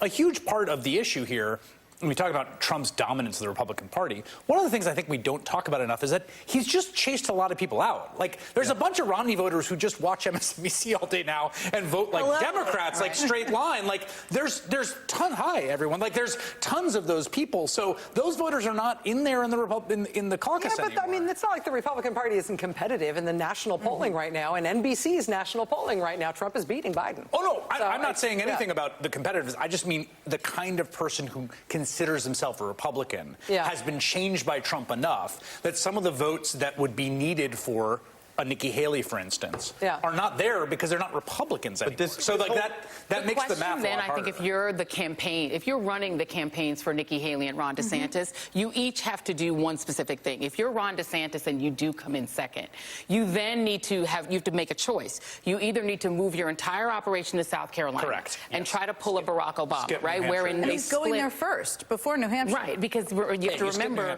it's the other evangelical state. So since he's built his strategy on getting white evangelical voters to come to him, he needs to go immediately there. But then you have to remember, you can't lose Florida to Donald Trump without being completely ritually humiliated and going down in flames. So you have to make a decision how much of your resources go to South Carolina versus Florida. If you're Nikki Haley, you go immediately to South Carolina, right? I mean, well, you have to obviously win New Hampshire. Yes, I think you have to go to not New win, but Hampshire. come in second. I'm saying win when I say come in second. So she'll do decently in New Hampshire, but she absolutely has to perform well in South Carolina. It's the other evangelical She has a chance to win in New Hampshire. She is within single digits of Donald Trump in New Hampshire. It is not going to help her do that if she comes in third tonight. She'd be better off if she came in second tonight. But she has to throw all the way down. She has to in go New to Hampshire because absolutely. and she can't lose her home state. I say this whole thing about how many tickets out of Iowa just depends who you ask. The political professionals, the press, which is interested in this, everyone who loves to follow politics, how many tickets, let's follow this as long as it goes. But if we again return to the fact that there is an anti-Trump wing of this party, it might be more embattled than last time, but as I mentioned, last time it was over 50% if you pooled all the other votes. That wing and the donor class would like to find the alternative now. Trump just won Iowa. They'd like to find it now, which means forcing out one of the candidates with whatever mechanism and pressure and money they can do. So it's the money drive. So the mob thing that I think Jen's right, Trump's saying that if he's in a one-on-one. Right. But the Trump campaign and status quo MAGA would love for this to just play out over a couple states and have how he won last If DeSantis cycle. comes in second tonight in Iowa, I think we have a relatively long Republican primary. And if DeSantis gets shellacked in Iowa tonight, I think we have a relatively short Republican primary, at least in terms of it being reduced down to two. Yeah, and the problem for Haley is if she does well tonight, or even if she just does really well in New Hampshire, she has to have a path after that. Right. And the electorate in the states after New Hampshire is much more like Iowa than it is like New Hampshire. New Hampshire is a unique unicorn in some ways in the early primary states. It's much more independent. It's much more of the people Steph was talking about. And that's her challenge. She could have money, but it's like, how are you going to win? How are you going to do in your home state? If she wins New Hampshire, she gets to Super Tuesday no matter what. Yes, but she still has to have a path to winning in those states that are more like Iowa than New Hampshire. And I think to the point that you made, Steph, I mean, it's the elephant in the room. She's still a brown lady that's got to try to win in a party that is deeply anti-immigrant and which accepts the notion that you can say immigrants are poisoning the blood of our country. She's getting, birthered by Donald Trump. And I don't care how much the donor class likes her, which will ramp up a lot the better she does in New Hampshire. So it's still a challenge. I don't see how she becomes the nominee of that party with Donald Trump still around. I can't picture it happening. Maybe it could happen. Ron DeSantis' only argument for staying in it is he's the white guy, that he can still make the appeal to white evangelicals. While we have been talking, if you look in the lower left-hand corner of your screen, you will see that a big chunk of vote has come in. We were down in the low double digits in terms of how much of the statewide vote we had in Iowa. Now we are up to 34%. Steve, can you tell us what's come in and what this big chunk of vote seems to be indicating? A whole lot of it here. We went from about 7 to 34 in a span of 10 minutes, and I expect it to jump significantly very shortly. So a couple places now where we've gone from a scattering to the majority, and nearly all of the voted in some places. I think the most notable return we just got is from the suburbs just west of Des Moines. This is Dallas County. Again, a broken record with this, but this is one of those high-income, high-college degree. This was a Marco Rubio County in 2016. You can see this. Look at it. Rubio got 34% of the vote. This was a double-digit win. This is the classic Republican bedroom suburban community right outside the state's biggest city of Des Moines. And you can see now how much of the vote we do have in here, 3/4 about Donald Trump, who finished third here in 2016, comfortably ahead. Now, Nikki Haley is in second place, but look at that. It's Haley 25.8, it's DeSantis 25.8. That's a difference of 2 votes at this point between Haley and DeSantis. It seems clear Trump's going to get the win in Dallas County, and I think that's significant, just given, again, there's that college, non-college divide we've been talking about. For Trump, if he gets a win in a county like this, this is hostile territory for him, relatively speaking. But Haley coming in second here, that's got to be her goal, but it's got to be second with some space. If she wants second place statewide, it's got to be a second that's not 2 votes ahead of Ron DeSantis. Because for her right now, I think the story is forget about the Trump number. In a county like this, it's Haley versus DeSantis. She's got to beat him. In the margin between Haley and DeSantis, she's got to pad some vote here. Because the other places where we're starting to get a lot of the vote in, this is a very small rural county. But again, look at the result here. Donald Trump, look at the improvement for Trump, by the way. He's up 40 points almost from where he ran in 2016. These are the kind of political bridges he's built in the last 8 years in these kinds of counties. These are rural, small population, low college degree attainment, and look where Trump is performing here right now. And again, Haley, it's second place here. It's just a question of a few votes. This is actually better than Rubio did in 2016. But again, she's only 7 votes there ahead of DeSantis with what you've got. So, and also Haley got caught. We were tracking Johnson County earlier. This is, in general elections, the most Democratic county in Iowa. This is where Iowa City is here. Haley was leading in the early count here. She's now been passed by Donald Trump. Again, that would be somewhat significant if Trump were able to win a county like this. Demographically, this is one of the most ill-suited to him in Iowa in a Republican caucus, certainly in a general election. But Trump now is ahead a little bit. Haley does have a bit of a pad here over DeSantis. You can see it's about 400 votes. But take a look. In 2016, Rubio was able to get 800 more than the statewide winner, Ted Cruz, who he was chasing, and about 900 more than Donald Trump. So again, Haley wants to have as big a pad as she can in a county like this. Forget Trump at this point for her. Almost she'd love to see it colored in her color here, her shade of red, but she wants to get a pad here over DeSantis. Still remaining to be seen. Again, we're sitting at 29% in Sioux County. I think this is a little bit more, just a sliver more than the last time we checked in here. But again, this is the kind of county that DeSantis wants to be getting a pad over Nikki Haley.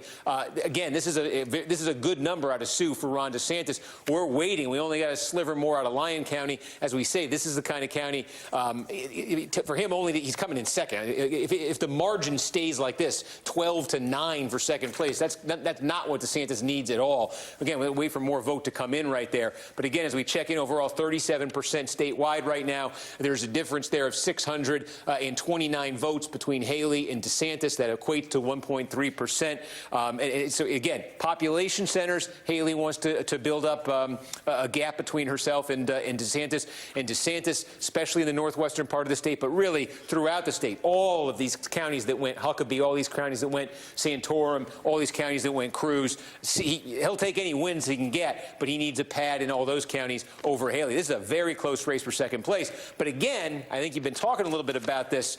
We're also settling into a pattern here, maybe, where if this is just the difference ultimately between Haley getting 20 and DeSantis getting 19, DeSantis getting 20, Haley getting 19, and meanwhile, Donald Trump sitting there 32 points ahead of them. What does that second place do? I mean, you're talking about it. Haley is set up in New Hampshire almost regardless of what happens here tonight to take her shot at Donald Trump there. That's the state where he's always looked the most vulnerable. But if DeSantis gets second place here and it's a couple points ahead of Haley, and it's, there you go. He's got a little more of an update here, and it's 32 points behind Donald Trump. What does that position him for? Steve, can I ask you, while we're still looking at those Iowa statewide numbers, lower left-hand side there's a tiny little down arrow with a yellow shade. Can you hit that? We can. I've been neglecting to show you the rest of the field. What's happening with? Vivek Ramaswamy, and again, we saw him, I believe, at 7% in our final poll. He's at 7.7. Asa Hutchinson right now, the former governor of Arkansas, didn't really, I think he made one debate stage way back, 0.2% for him. Chris Christie, name still on this ballot, sitting there with 20 votes, but there are some other candidates down there. But Mr. Ramaswamy below 8%. That puts him essentially on track with the latest polls. Yeah, this is very similar. Now, again, our final poll had Haley at 20, DeSantis at 16. The question mark about turnout, we had Trump at 48 in that final poll. So again, that final poll, the exit poll, and the results so far, all pretty much in line. And it really does look like it's going to be a close fight here for second place. We need to see more vote, obviously. I told you the basic dynamics that we're following, but a very tight race for second. But Trump just showing you the improvements he's had, whether it's in these rural counties where he's running 40 points better, whether it's in Johnson County where for the moment he's taken the lead over Nikki Haley. Johnson County, again, probably should be the worst on the map, one of the worst on the map for Donald Trump, outside of Sioux in northwest Iowa. So, the inroads he's made here relative to 2016, and frankly, relative to the start of this campaign. It's hard to remember, but this time last year in 2023, the whole reason DeSantis got in, the whole reason Haley got in, and for a time a whole bunch of other candidates got in, is there was polling at the start of 2023 that had Donald Trump nationally losing to DeSantis. The average poll had him under 40% for a while, a single-point national race. And so from that point to where he is finishing tonight, the turning point obviously being that first indictment in March of 2023, these are some gigantic gains that he's made. Yeah, and again, the previous record, as you said, Steve, for the biggest margin ever on Iowa Republican Caucus was 12 points, and here we are looking at 32. All right, we're going to take a quick break. We'll be right back on the other side of this as our coverage of the Iowa Republican Caucus continues.